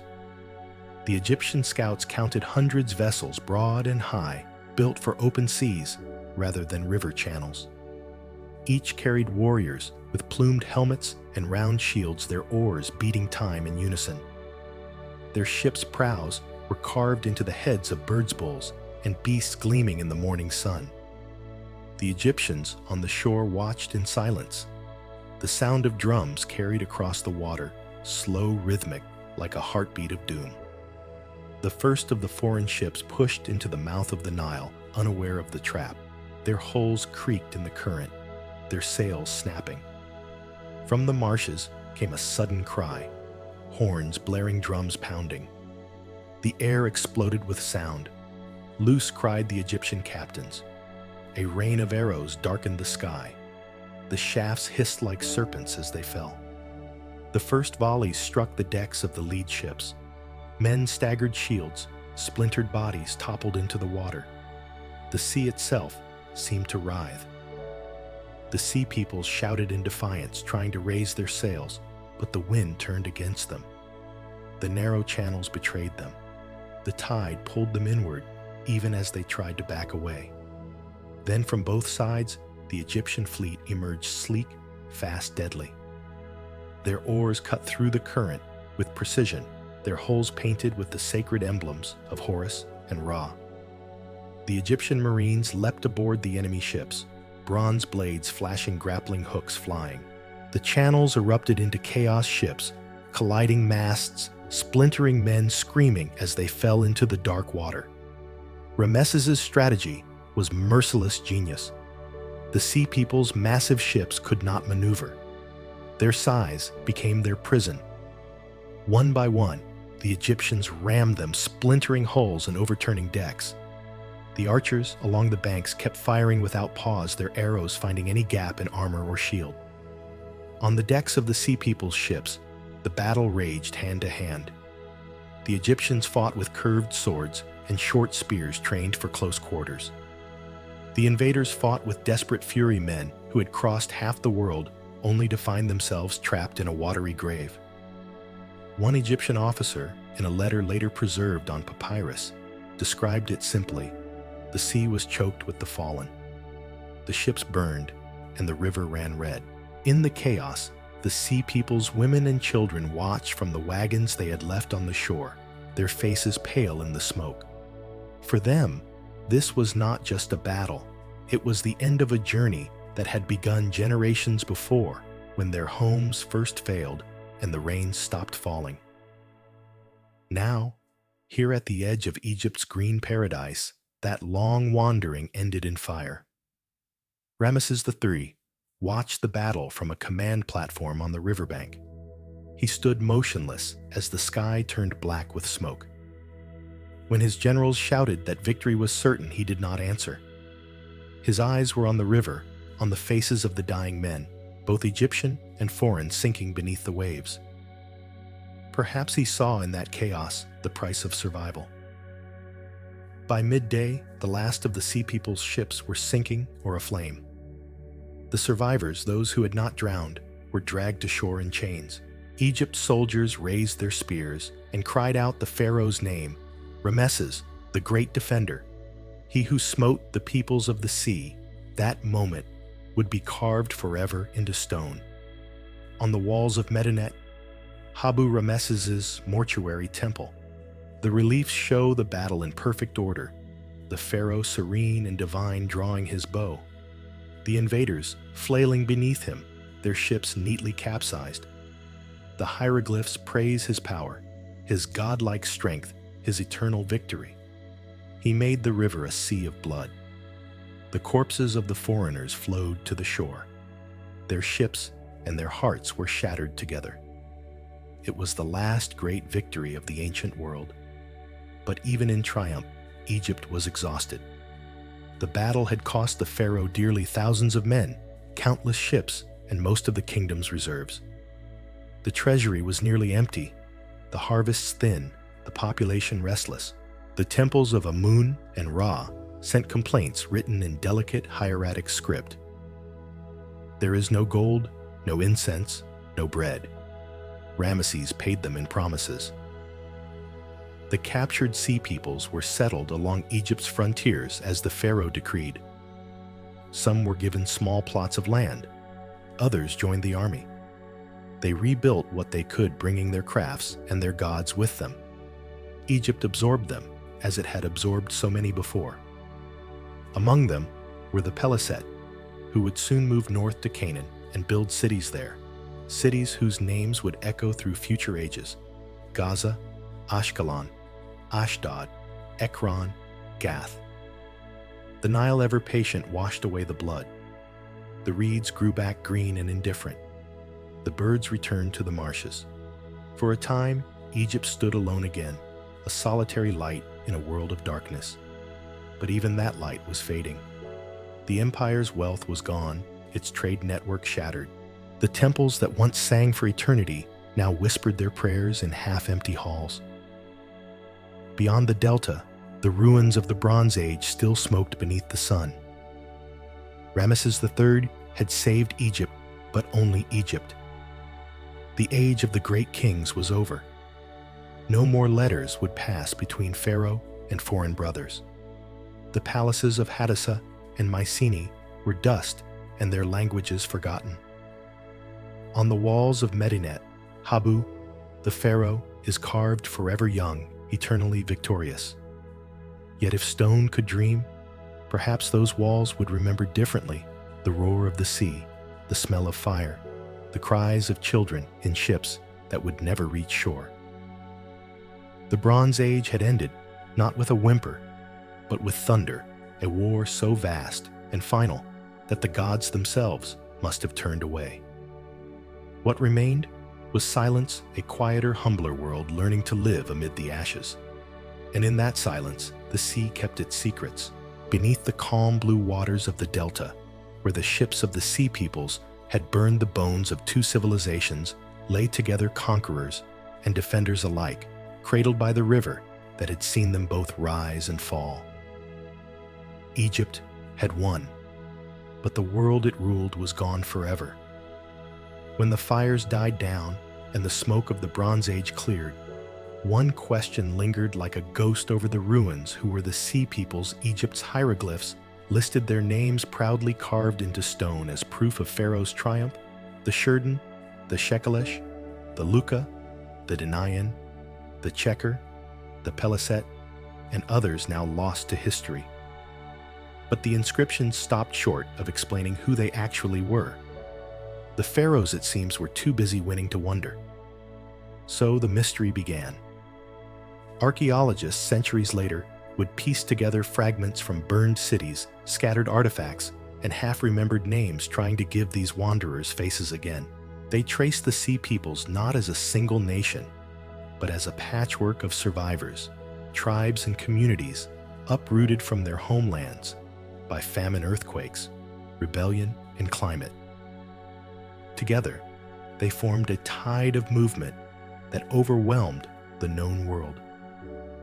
The Egyptians knew them as an enemy, but in truth, they may have been everybody's refugees. Some clues hide in language. The Shurden, those fierce warriors often depicted as mercenaries in Pharaoh's own army before rebelling, may have come from Sardinia or its neighboring islands. Their horned helmets, carved in Egyptian reliefs, look strikingly similar to ones found in Bronze Age Sardinian tombs. Perhaps they were sailors turned soldiers or mercenaries who, once unemployed by collapsing kings, found new employers in chaos. The Shekelesh, whose name sounds eerily like Sikaloi, the early Sicilians may have hailed from the western Mediterranean, pushed eastward by disaster or pulled by the promise of plunder. The Luka are easier to place. They were the pirates and traders of Lycia, along the southern coast of Anatolia, already infamous in Hittite records long before Egypt's wars. To the Hittites, Luka meant trouble-skilled sailors with little respect for borders. The Denayan are more puzzling. Some scholars whisper they were the Danaans, the name Homer used for the Greeks in his Iliad. If true, that would mean that while the Mycenaean palaces fell, some of their warriors took to the sea, becoming both heirs and destroyers of their own civilization. Then there are the Checker, whose pottery and settlements appear later on the coast of Canaan. Their name vanishes from Egyptian inscriptions, but reappears in archaeology, a faint echo of people who burned a world and then rebuilt another. And finally, the Peliset, the ones most firmly remembered. After the wars, they settled on the southern coast of Canaan and built 5 cities: Gaza, Ashkelon, Ashdod, Ekron, and Gath. The Egyptians called them the Peliset, but centuries later, others would call them by another name, Philistines. Yes, the very same Philistines who appear in the Hebrew Bible, who warred with the Israelites, who sent their champion Goliath to face David in the Valley of Elah. Once, they were the nameless wanderers from the sea. Now, they were part of history's next chapter. And yet, for all these clues, the truth remains slippery. The sea peoples were not a nation, but a phenomenon, an unraveling of order that moved as a tide. Some came as conquerors, others as settlers. Some brought fire, others brought trade. In the archaeological record, their trail flickers between destruction and creation. Burned cities beside new pottery styles, abandoned temples beside fresh-built homes. Their weapons tell another story. The bronze swords of the sea peoples were longer than the traditional Egyptian blades, elegant leaf shape designed for slashing rather than stabbing. Their shields were round, not rectangular, better suited for agile fighting. The Egyptians adopted both after the wars. Sometimes the victors learn more than they realize from the defeated. Their helmets, too, are distinctive, plumed with feathers, or horns beautiful in a way that suggests pride, not savagery. Perhaps they were meant to terrify, or perhaps they were emblems of identity worn by men who had lost their homelands, but not their sense of self. Even their ships seem strange, deep-holed broad, with rows of oars. The Egyptians' own fleet was lighter made for the river, not the open sea. When the two forces met in the delta, it was not just two armies colliding, but two philosophies of water, the Nile's disciplined order, against the restless freedom of the Mediterranean. In the centuries after the battles, the sea peoples disappeared into the mosaic of new civilizations. Some became mercenaries in Egypt's army, guarding the same lands they once attacked.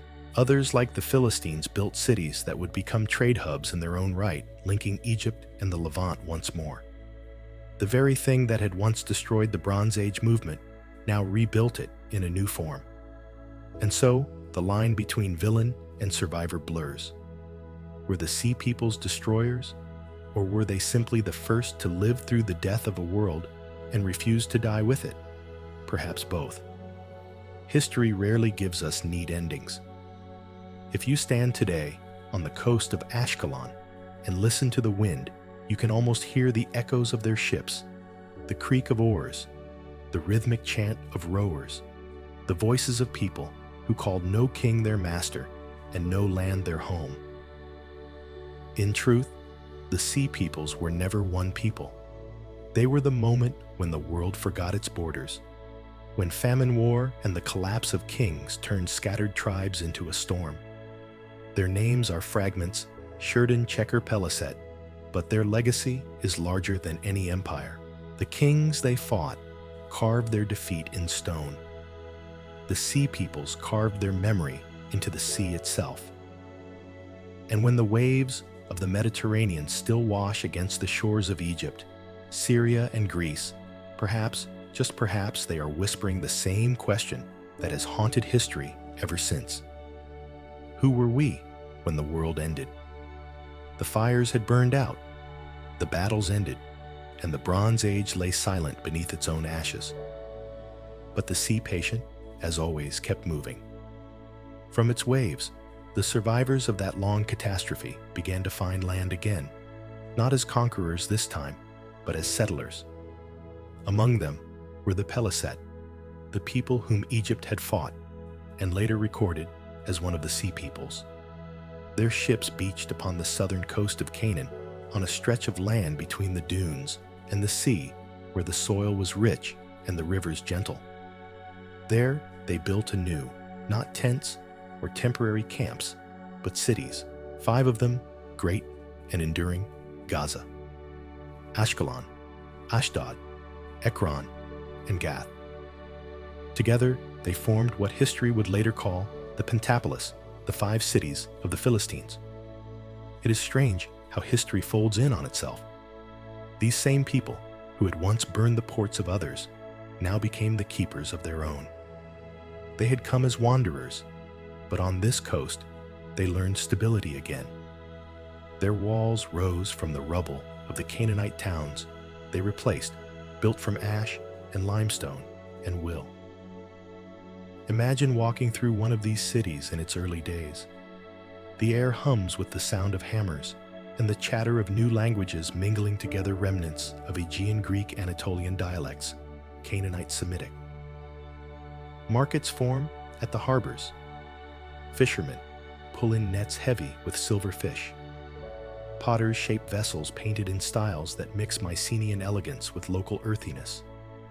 From chaos, an unexpected order begins to take shape. The Philistines, once rootless, now have roots. Their homes stand whitewashed beneath the Mediterranean sun, their temples dedicated to strange gods, both old and new. The idol of Dagon, half man, half fish, presides over ceremonies that blend sea and soil offerings of grain beside shells and pearls. Their artisans craft jewelry from gold and bronze, scavenged from wrecks, and their women weave linen dyed in the deep purple that once made Tyre and Sidon rich. The Egyptians, watching from across the border, are both wary and relieved. Ramesses III had allowed some of these people to settle under his watch, perhaps thinking that keeping them close was safer than driving them away. They became his foreign colonies, buffer states between Egypt and the wild lands beyond. But as Egypt's power waned, the colonies grew bold, independent, and proud. Over generations, they ceased to be wanderers. They became a people. Archaeologists find their fingerprints everywhere, the heavy handmade pottery with spiral patterns echoing the Aegean, the iron blades newly forged from a metal that would define a new age, the houses built around courtyards like those of Crete and Mycenae. Their graves hold weapons beside beads and amulets from Egypt, proof that in the end, even enemies trade with one another. To the north, the Canaanite highlands remained poor and scattered, but on the coast, the Philistine cities glowed with energy. Their harbors revived maritime trade, connecting Egypt, Cyprus, and the Aegean once more. They became middlemen in the new smaller world, no longer part of great empires, but vital to a new rhythm of exchange. It is here among these 5 cities that the Iron Age truly begins. The Philistines seem to have learned the secret of forging iron weapons, perhaps brought with them from Anatolia, or stolen from the ashes of the Hittite world. To the neighboring tribes, who still struggled to reforge bronze, their weapons must have seemed like magic.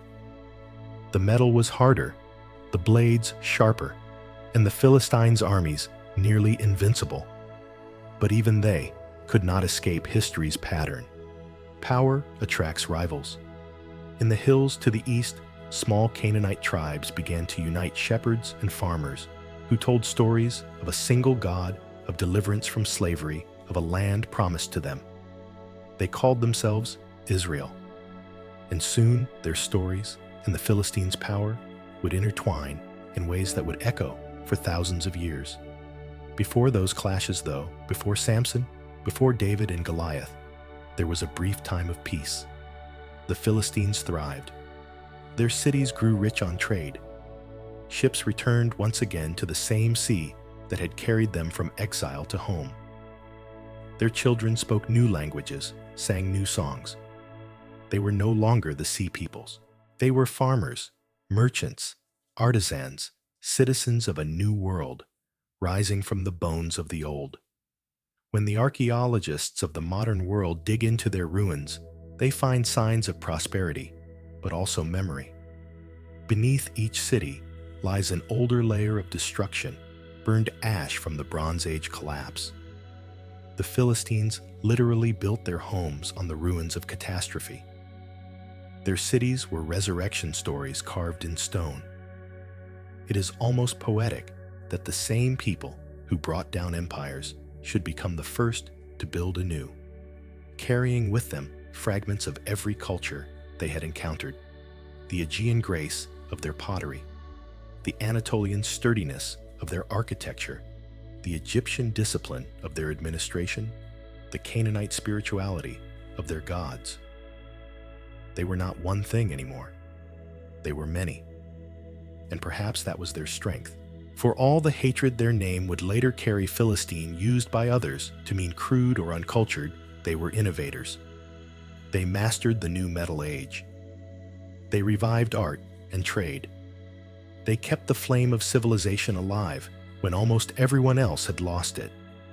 In the ruins of Ashkelon, a clay tablet bears faint traces of a contract, a shipment of grain for copper tools. Ordinary words, written in a world that had forgotten how to write. Yet it meant something monumental. Humanity had begun again. At night, the sea that once carried them into war now lulled them to sleep. The horizon that once burned now shimmered with peace.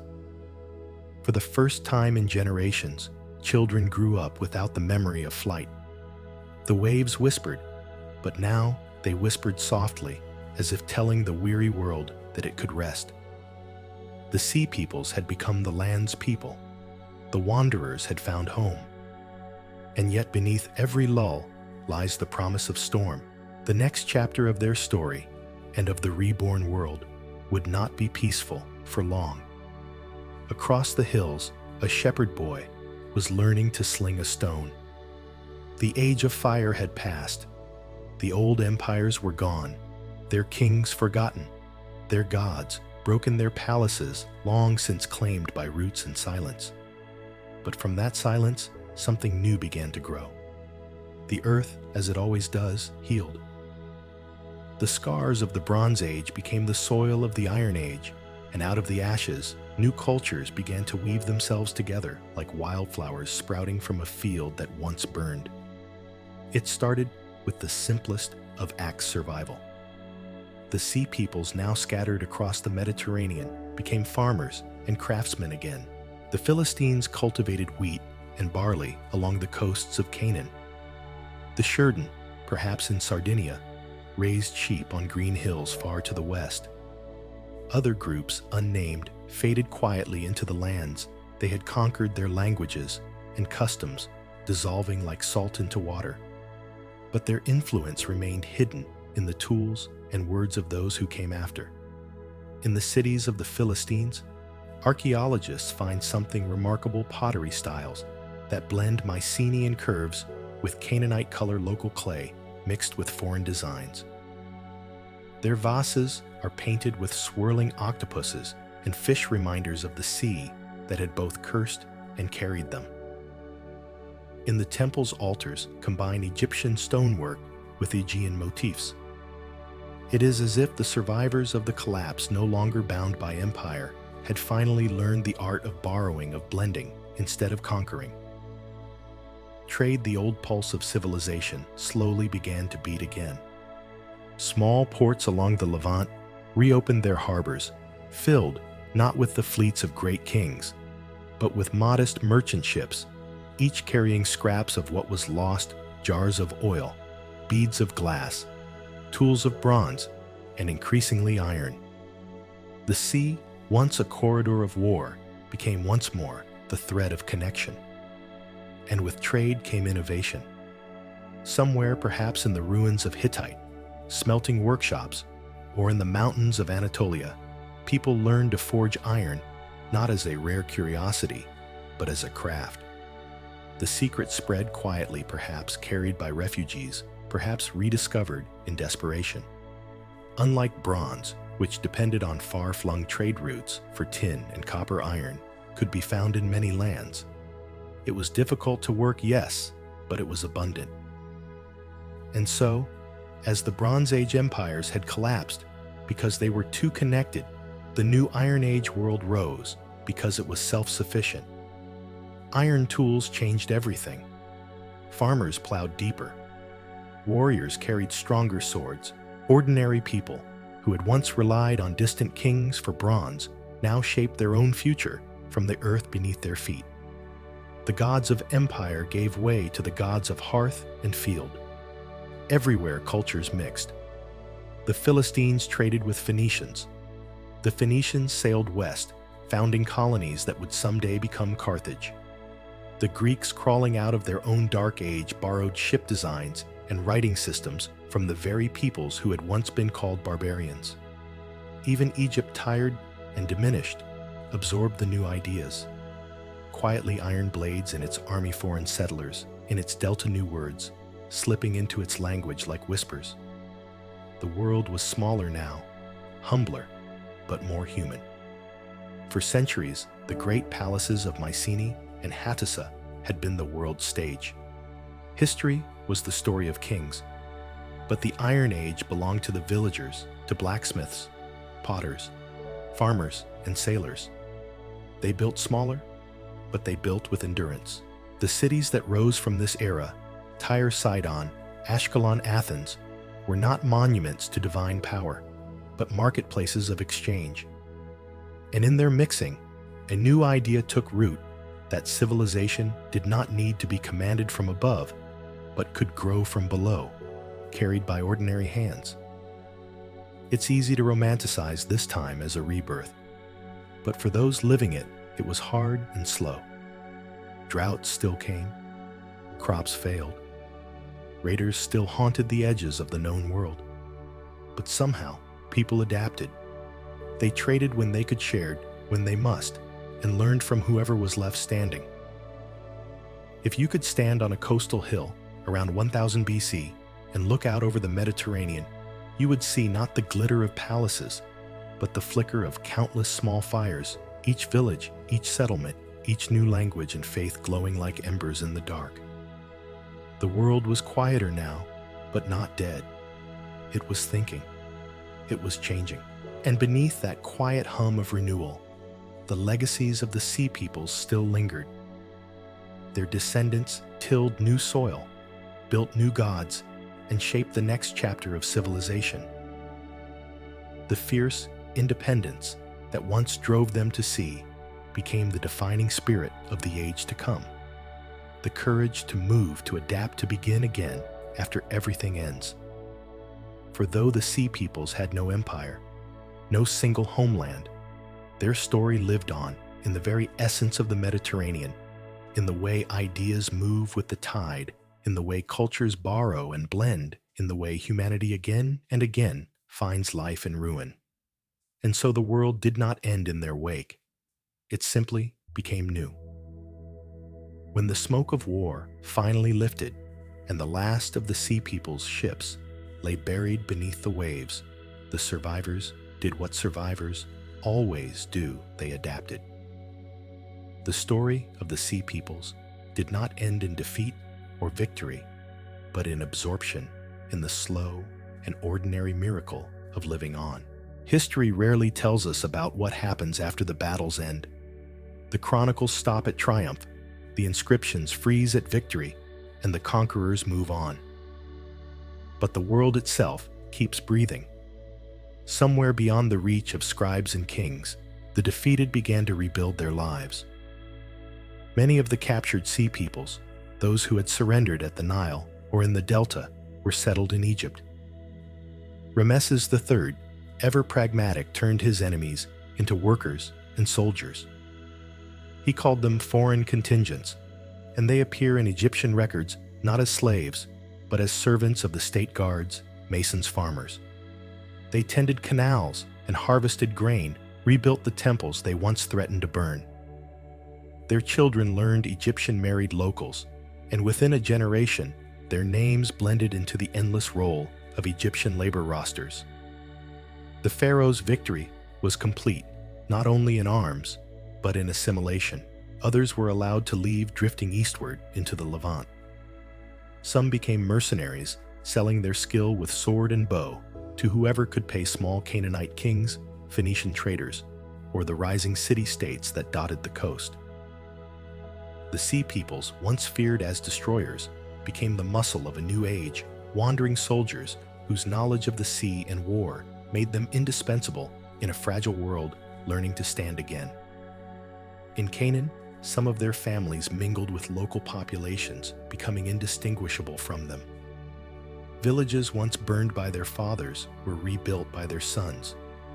Pottery shards from this period show a blending of styles, Mycenaean spirals next to Canaanite geometric patterns, Egyptian motifs beside local clay forms.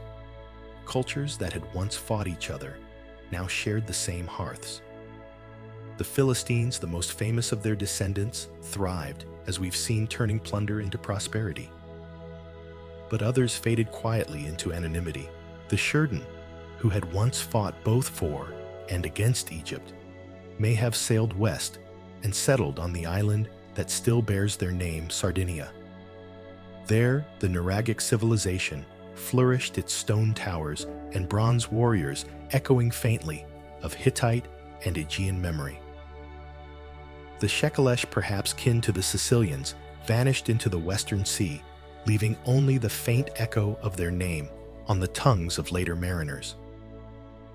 The Luca, those wild seafarers of southern Anatolia, melted back into the mountains and coasts of Lycia, where their descendants would one day carve tombs high into cliffs, silent monuments to a people who once lived by the sword and the sail. Even in Greece, far from the Nile and the Levant, the refugees of collapse began to resurface. After centuries of darkness, the scattered descendants of the Mycenaeans, perhaps some of them former sea peoples themselves, started building again. Small communities gathered around new hilltop fortresses. They sang old songs of heroes and lost cities, songs that would one day be written down as the Iliad and the Odyssey. The memories of collapse were transformed into myth. What had begun as destruction was becoming memory, and memory was becoming identity. Archaeologists sifting through the ruins of this era sometimes find strange anomalies: a sword of Aegean style buried in a Levantine grave, a scarab from Egypt found in a Sardinian tomb. Each artifact is a whisper of assimilation, a trace of a life that crossed borders and refused to die neatly in history's margins. In the villages that rose over the ashes of the Bronze Age, children grew up hearing different languages in the same marketplace. The word for bread might come from Egypt, the word for water from Anatolia. Their gods wore mixed faces, part Baal, part Poseidon, part nameless ancestor. These were not pure cultures, but blended ones born of necessity and chance, and perhaps for that reason, they endured longer than any empire. It's easy to imagine one of those children born in the Delta or on the coast of Canaan, listening to their grandfather's stories. The old man would point to the horizon and tell of ships with bird-shaped prows of hunger and fire of a world that ended in waves, and the child, surrounded by fields and olive trees, would find it hard to believe. The sea was quiet now. The gods seemed at peace. The child's world was small and safe. To them, the sea peoples were already legend. Assimilation in the end is just another form of survival. The sea peoples did not vanish. They dissolved into everyone else. They became Egyptians and Philistines, Sardinians and Lycians, Greeks and Canaanites. The age of empires had ended, but the age of peoples had begun. And maybe that is the quiet truth beneath their story, that what looked like destruction from afar was up-close transformation. They were not the death of civilization, but its painful rebirth. The last time the sea peoples appear in the records, they are no longer enemies. They are settlers, merchants, craftsmen. Their ships no longer carry armies, but trade goods. Their swords have been melted down into plowshares and hinges, their children's laughter replacing the sound of drums. In the soft twilight of the ancient world, the once feared name Sea Peoples fades, from inscriptions leaving behind no empire, no dynasty, only a legacy that even when the world collapses, people rebuild. They move, they mix, they remember. The waves of history retreat, and the sea returns to silence. But beneath it, under layers of sand and coral, lie the remnants of their ships, quiet resting, still holding their secrets. And when the light of a diver's lamp passes over the old timbers, perhaps it catches a faint gleam of bronze, a curve of shield or sword, and for a moment it almost feels like breath, because history never really ends. It just changes shape like the sea. The storm had passed. The last embers of the Bronze Age glowed faintly beneath the dust, and for the first time in centuries, the Mediterranean was quiet. The sea that had carried warriors and refugees alike now lay calm and glassy, as though exhausted by its own memory. The great palaces were gone. Mycenaean, Hattusa, Ugarit, their names reduced to silence. But on that silence, something new began to grow. It started humbly, as all rebirths do. Out of the shattered fragments of empire rose villages small, stubborn, self-reliant. Farmers returned to the fields, smiths lit new forges, and traders began to test the waters again. What had once been a world of kings and courtiers became a patchwork of towns and tribes. History itself had slowed, almost stopped. But beneath the stillness, there was movement, a faint heartbeat of renewal. In Mesopotamia, the city of Babylon stirred once more. Its ancient canals clogged with silt were cleared and repaired. The people who had survived the chaos, Akkadians, Kassites, Arameans, began to organize again, rebuilding under new rulers who no longer claimed divine perfection, only practical strength. The memory of old glory remained, but the future belonged to those who could adapt. In Anatolia, where the Hittite Empire had once ruled with stone and law, the vacuum of power gave birth to a new constellation of small kingdoms.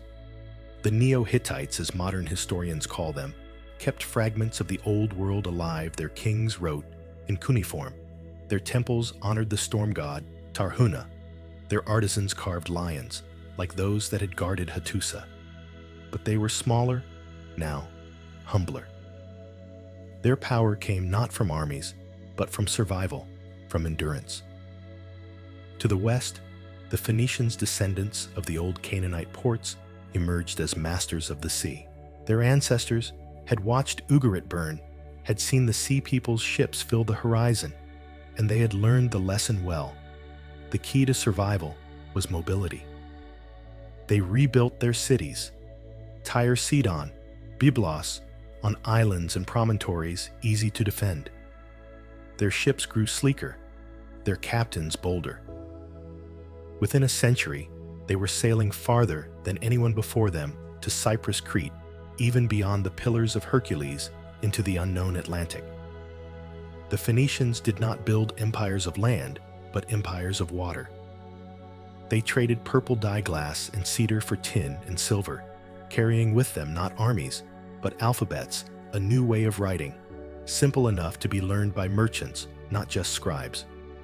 Their letters would travel farther than their ships, becoming the foundation of Greek Latin, and eventually our own. Out of the ashes of the Bronze Age bureaucracy came the language of the modern world. Farther east, in the land once ruled by pharaohs and gods, Egypt lingered in a long twilight. The victory of Rameses III had saved it, but at a cost. The temples of Thebes grew poorer, the priests richer, and the balance of power shifted quietly away from the throne. The delta, now filled with foreign settlers, Libyans, Nubians, and former sea peoples, became Egypt's new frontier, vibrant but restless.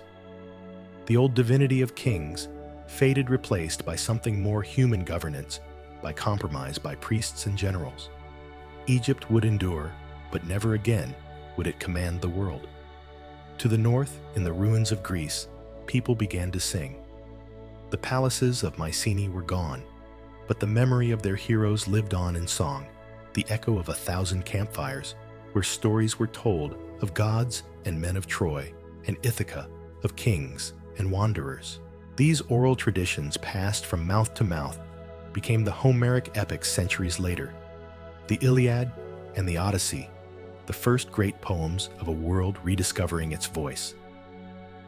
The Greeks rebuilt slowly. Their villages grew into city-states: Athens, Sparta, Corinth. Thebes, each small, independent, fiercely proud. They forged new governments, not by divine decree, but by debate and experiment.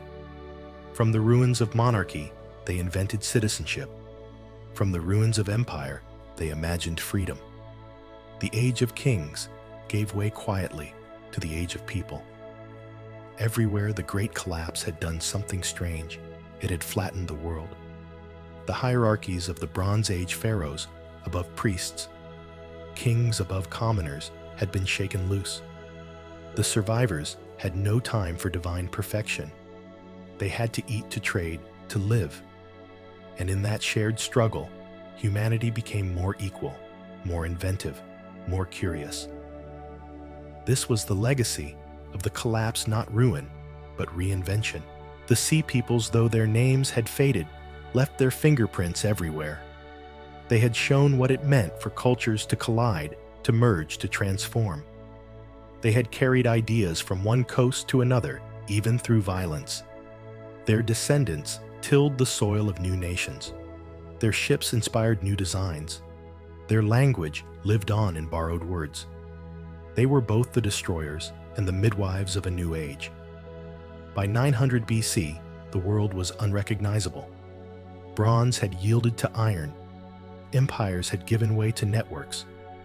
The age of isolated kingdoms was over. Now came an age of motion. Phoenician sailors charted the sea. Greek settlers explored the Aegean.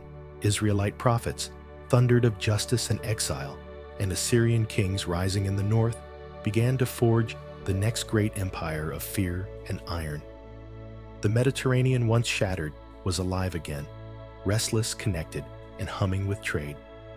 It's easy to look back at the collapse and see only loss, but the truth is quieter and more profound.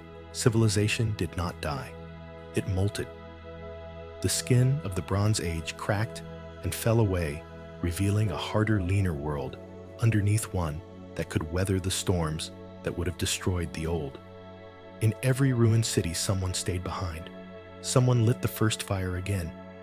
Someone began to till the earth where the walls had fallen. History remembers kings and battles, but it is always rebuilt by hands like theirs, nameless, ordinary, enduring. When the Sea Peoples came, the world ended. When they were gone, the world began again. And from that beginning would rise everything we know: alphabet and iron Greece and Israel, Phoenicia, and Rome, all born from the quiet persistence of those who refused to vanish. The Bronze Age had collapsed, but humanity somehow had not.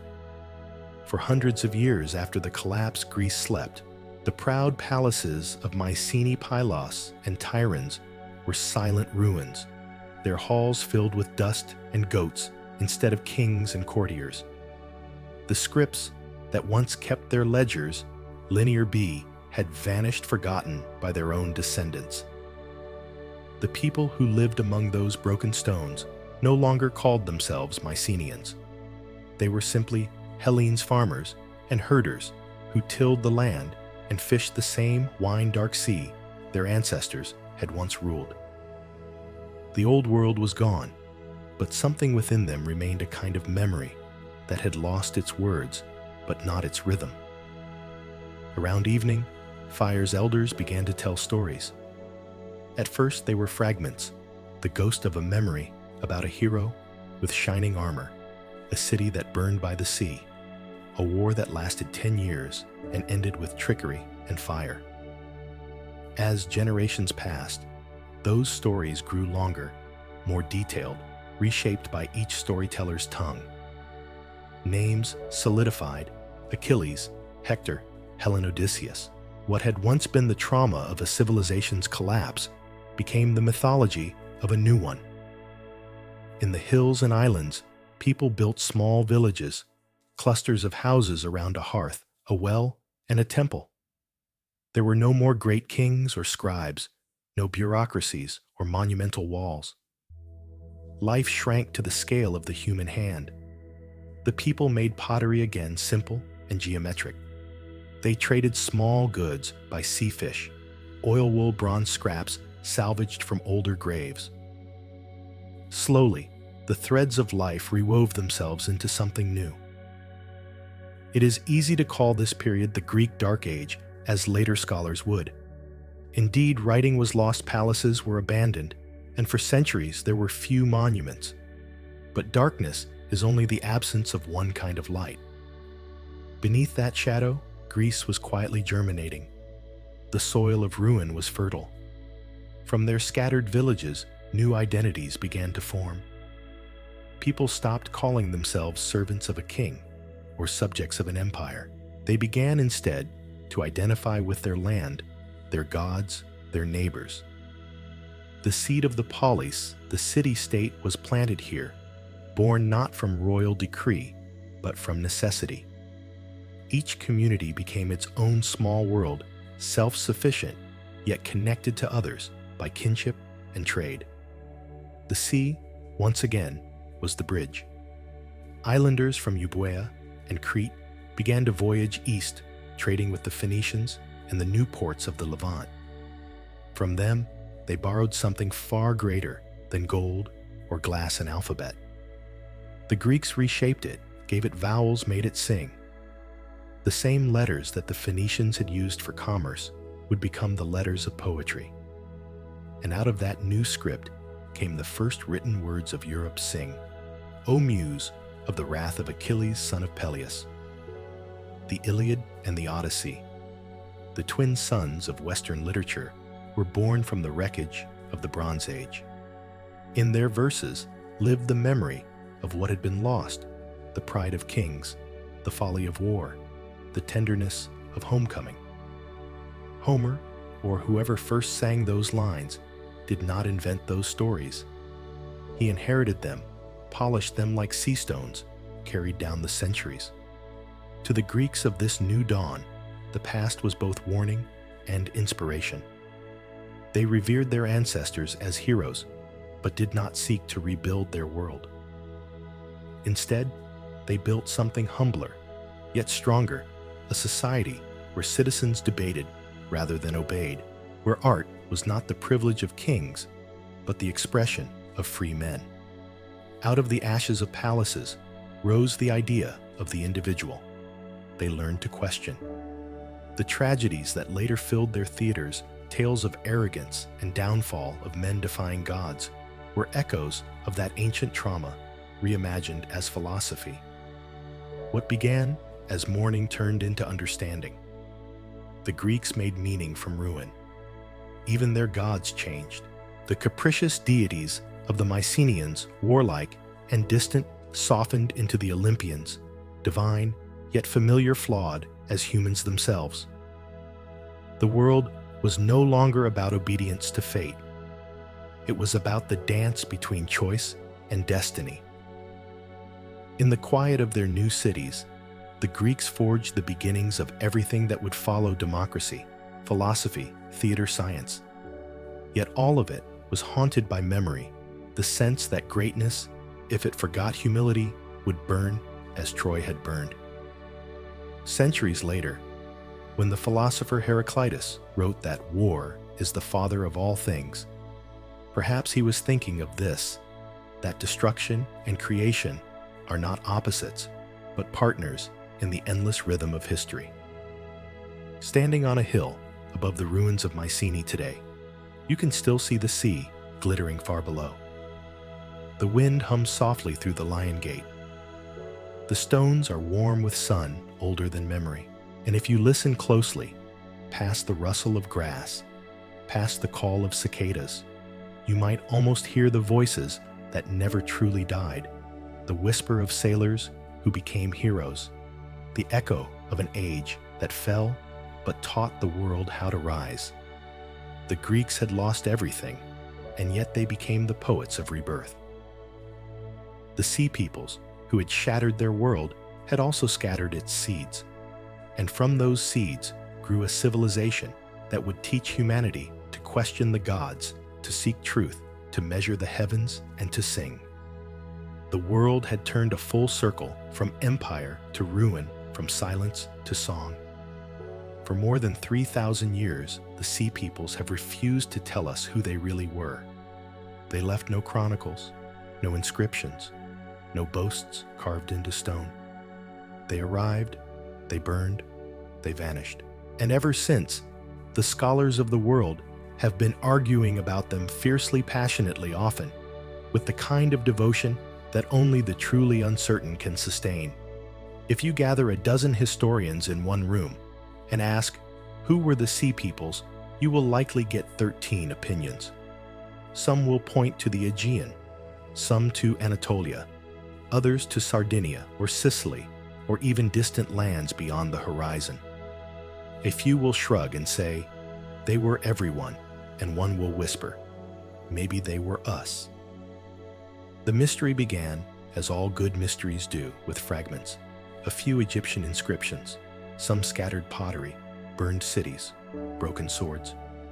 On the temple walls of Medinet Habu the Sea, peoples appear, frozen in time, tall men with feathered helmets, short kilts, round shields.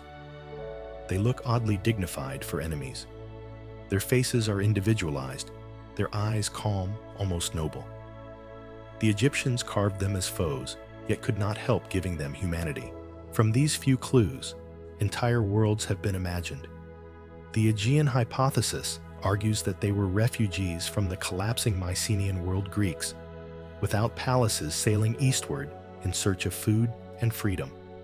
After all, the timing fits, and their weapons and pottery echo those found in Greece. According to this theory, the sea peoples were not foreign invaders at all, but displaced kin, the children of the same civilization they destroyed. Others point north to Anatolia, where earthquakes, famine, and rebellion tore apart the Hittite Empire. The Luca, the Danaan, and other names carved on Egyptian walls sound suspiciously like Anatolian tribal groups. Perhaps they say the sea peoples were simply the refugees of a dying kingdom turned pirates out of hunger. Then there are the romantic theories, the ones that make archaeologists sigh and journalists smile. Some suggest they came from the Western Mediterranean, bringing with them the early seeds of European seafaring culture. Others have argued they were ancient Atlanteans or survivors of some forgotten island catastrophe. There's even a theory that climate change, a series of droughts and volcanic winters, forced entire populations onto the sea, turning merchants into marauders and fishermen into conquerors. If that sounds familiar, it should. Every age, it seems, projects its own fears onto the sea peoples. In the 19th century, when Europe was drunk on nationalism, scholars saw them as wandering tribes, primitive hordes upsetting the order of civilized states. In the 20th century, after world wars and refugee crises, historians began to view them with sympathy, displaced families, victims of systemic collapse, not villains, but survivors. Today, in the age of globalization and migration, we see them as symbols of transformation, proof that when one world ends, another is already boarding the ships. The debate goes on, not because the evidence is lacking, but because the mystery is too beautiful to let go. The sea peoples sit at the crossroads of myth and history, the last actors in one play, the first in another. They are both the destroyers of civilization and the midwives of its rebirth. What we do know is this: the Bronze Age world had become brittle, its wealth built on fragile trade routes and delicate diplomacy. It only took a few bad harvests, a few broken alliances, for the whole glittering structure to collapse. The sea peoples were not a cause so much as a consequence, the visible wave of a much deeper tide. And yet something about them captures the imagination like few others in history. Perhaps it's the drama of their story, the fall of cities, the burning of empires, the desperate journey by sea. Or perhaps it's the irony that those who left behind the least written record ended up shaping the centuries that followed. Some scholars grow frustrated with the lack of answers. We will never know for certain, they say with the weary authority of experience. But others smile, because history's beauty lies not in certainty, but in wonder. After all, maybe it doesn't matter where the sea peoples came from. What matters is what they represent, the moment when the world we thought permanent turned out not to be. The moment when human beings stripped of empire and luxury picked up their children, climbed into boats, and tried again. It's oddly comforting in a way. The sea peoples remind us that collapse is not the same as extinction. That movement, migration, and adaptation are part of our story, not exceptions to it. That we have been losing and rebuilding ourselves for as long as we've had cities to lose. So the arguments continue in lecture halls, in field reports, in quiet museum corners, where a few shards of pottery whisper of long vanished hands. And perhaps that's how it should be. The sea peoples belong to all of us now, not as ancestors or enemies, but as the eternal mirror of what it means to start over. Because in the end, maybe the real answer is the simplest one. Maybe they were just people caught, as we all are, in the turning of the tide. The story of the sea peoples might have ended in the dust of temples and the soot of burned cities, but history has a way of breathing through stone.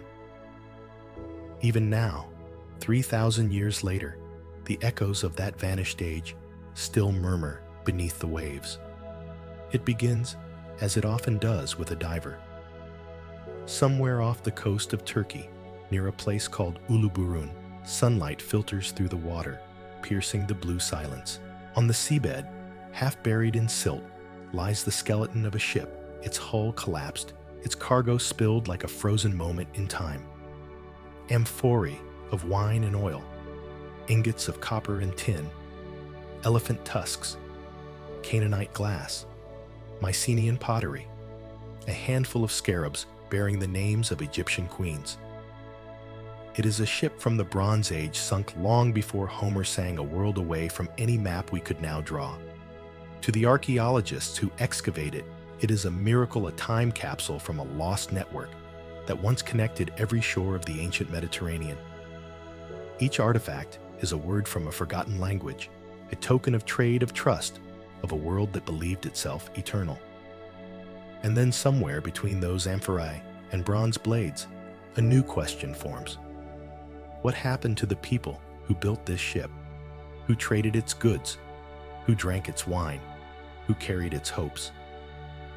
The answer, faint but insistent, is the same one we've been chasing all along. They were the ones who came after. The sea peoples, or those who became them, were not intruders from nowhere, but the children of this same sea. The shipwrecks we find today are not the remains of strangers, but of ancestors. When the archaeologists lift those ancient timbers from the seabed, the wood dark and fragile, they are lifting the very heartbeat of the old world. And through it, the story of the sea peoples begins to feel less like a chapter of destruction and more like a story of transformation. Every discovery deepens the paradox. We find Hittite-style swords in Sardinia, Mycenaean pottery, in Gaza, Egyptian scarabs, in Italy. It's as if the whole sea has been stirred, its artifacts redistributed like seeds. The collapse did not erase the Bronze Age, it scattered it. Each coastline still holds a fragment of that lost world, not in books or chronicles, but in the quiet language of objects. In the museum light, those objects glow faintly, as though remembering sunlight from another time. The helmets with their curled horns, the bronze blades dulled by salt, the shards of painted pottery still marked with the fingerprints of hands that shaped them 30 centuries ago. When you stand before them, it's hard not to feel that you're looking into a mirror one, where the faces have changed, but the eyes remain the same. Because the truth is that we are still the sea peoples. We still live by the sea trade, across it, fight over it, dream upon it. We still build networks so vast, we forget their fragility. We still convince ourselves that what we've built will last forever until it doesn't.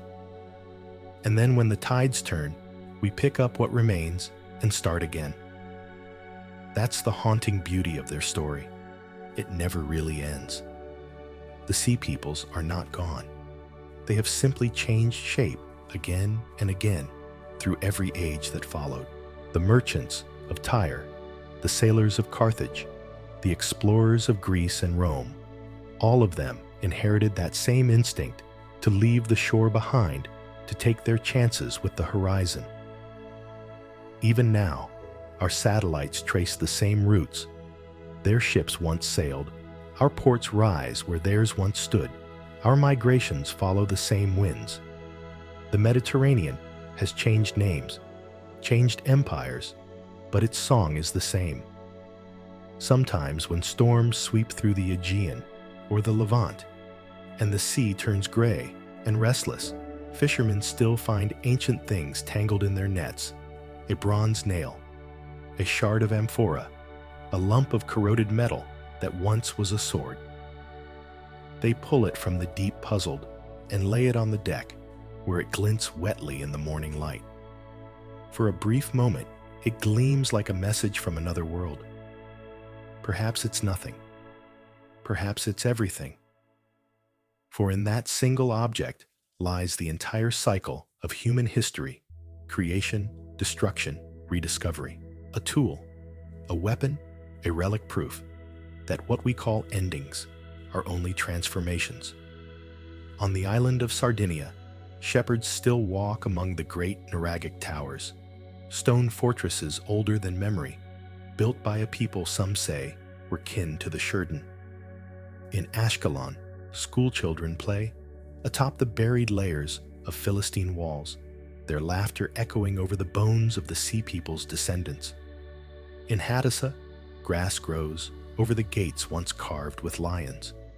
And in Egypt, where Ramesses thirst still smiles eternally from the walls of Medinet, Habu tourists stand in awe, taking photos of the carved battle scenes, never realizing that the men frozen beneath the pharaoh's chariot, the ones with plumed helmets and round shields, were not monsters, but human beings who simply wanted to live.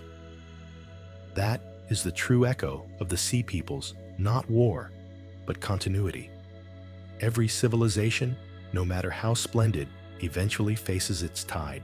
Every empire forgets that its foundations rest on fragile trade, fragile climate, fragile peace. The sea peoples remind us what happens when that fragility breaks, and what humanity is capable of after it does. The divers who surface from the Uluburun wreck sometimes speak of a strange feeling, a silence so deep it feels alive.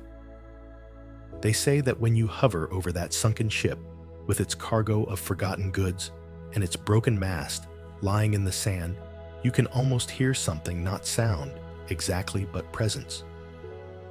Maybe it's imagination, or maybe it's the sea remembering, because everything we lose eventually returns, not in form, but in echo.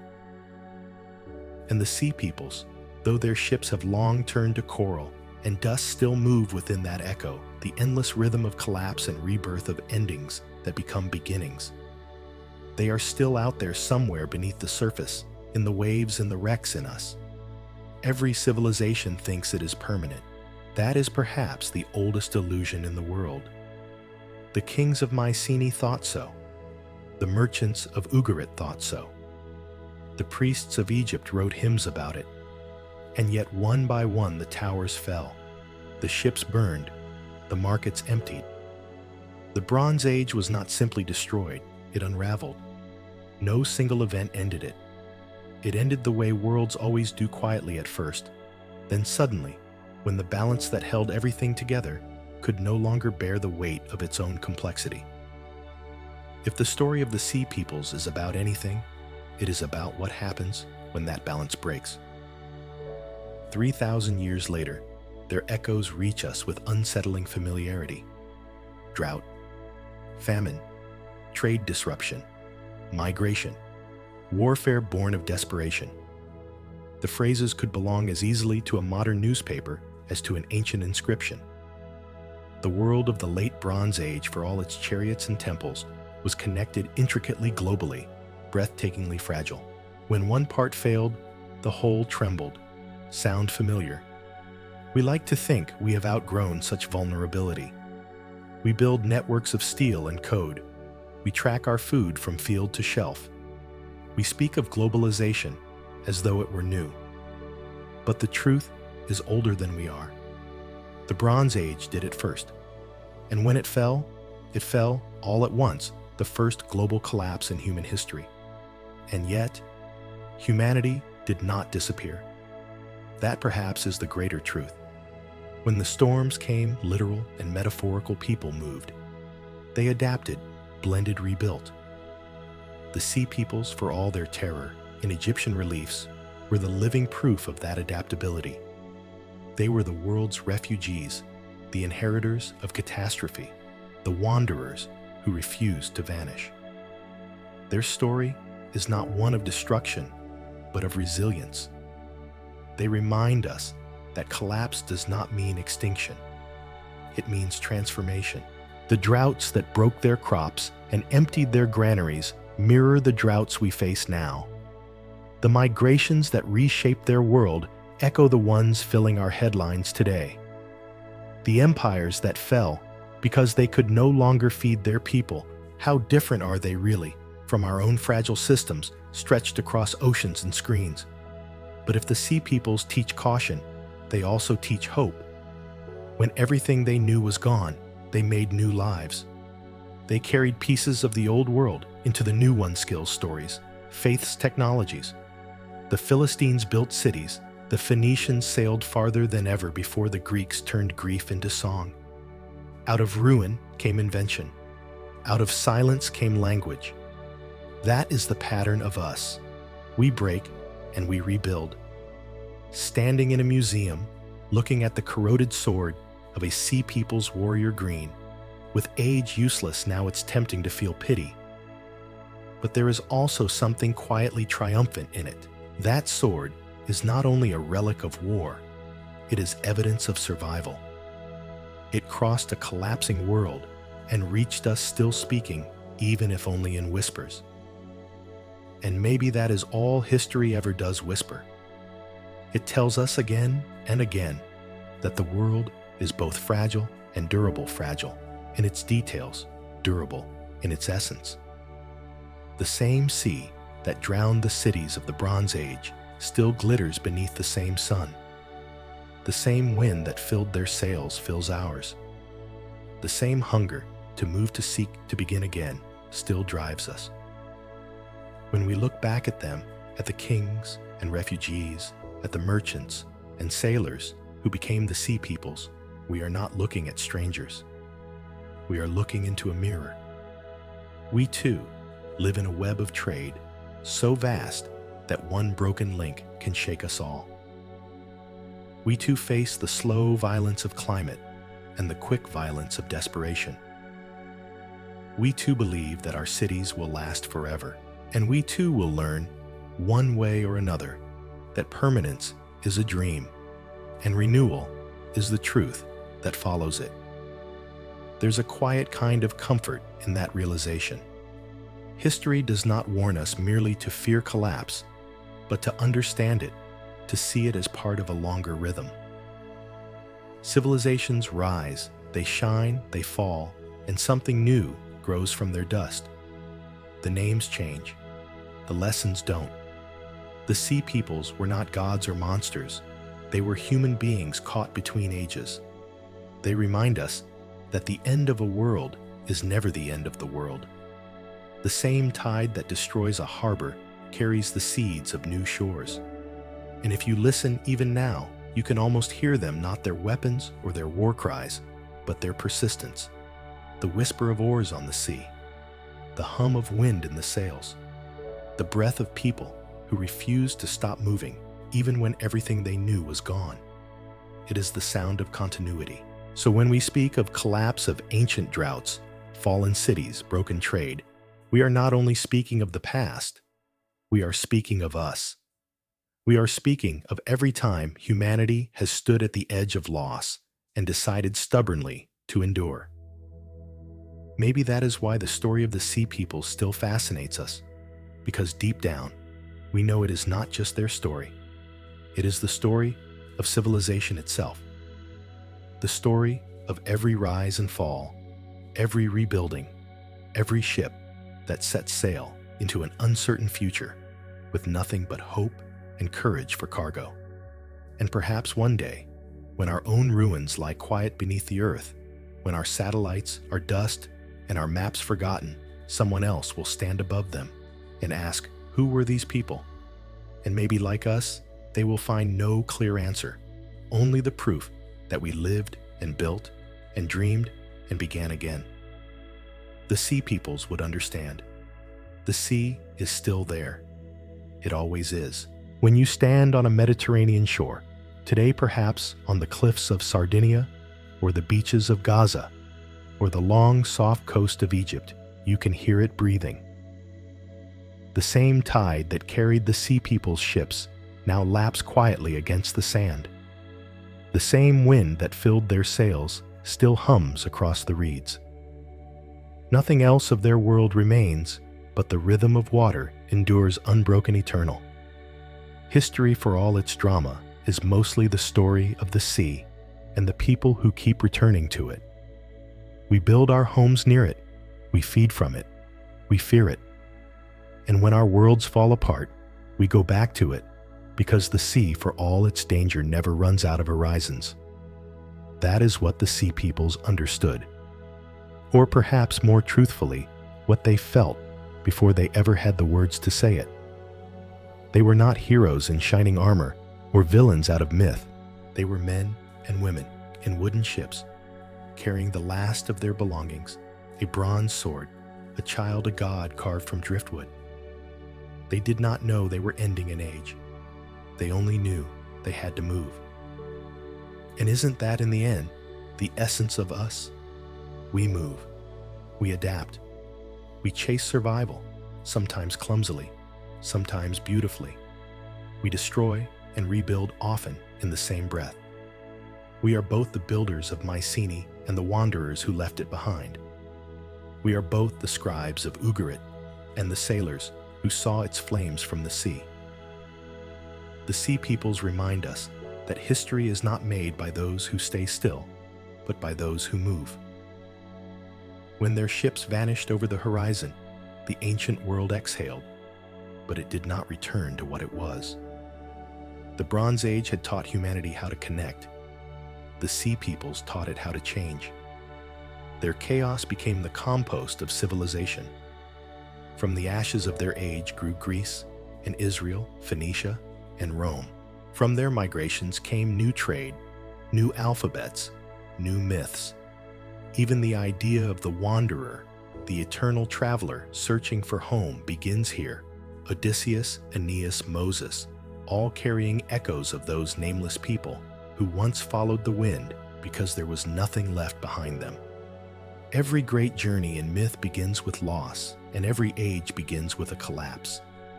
And so the Sea Peoples are not just figures from the past. They are the ancestors of every voyage that followed.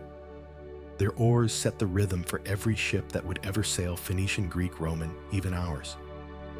When archaeologists lift their rusted weapons or unearth a child's toy from the ashes of a destroyed city, they are not only finding tragedy. They are finding continuity. They are finding proof that people, ordinary, frightened, resilient people, kept going.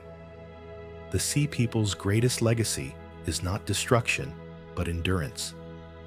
Close your eyes for a moment. Imagine one of their ships. The hull creaks as waves slap against its sides. The sail bellies with wind. On deck, families huddle, their faces salt-streaked and sunburned, their eyes fixed on a horizon that glows faintly gold. They don't know what land awaits them. They don't know if they'll survive. But they are moving forward anyway, because that's what humans do when the old world ends. The sea was their grave, yes, but also their cradle. And perhaps that's why we still feel something when we hear their name, the Sea Peoples. It sounds like a ghostly title, but also an invitation, as if it could mean anyone who has ever lost their home and kept going. As if deep down, we all belong to that same current. When storms hit our own shores, when cities flood and fires rise and maps change, we are walking the same shoreline they once walked. When refugees today cross the Mediterranean in fragile boats carrying their children and their memories, we are watching a story as old as time replay itself in modern light. History is not repeating, it is remembering. The Sea Peoples are not gone. They live wherever human beings face loss and choose movement over surrender. They live in the courage to rebuild. And yet, for all their wanderings, their story ends not in despair, but in stillness, in the quiet settlement of a new world. When the wars were done, when Egypt withdrew, and the Philistine cities rose, the sea finally calmed.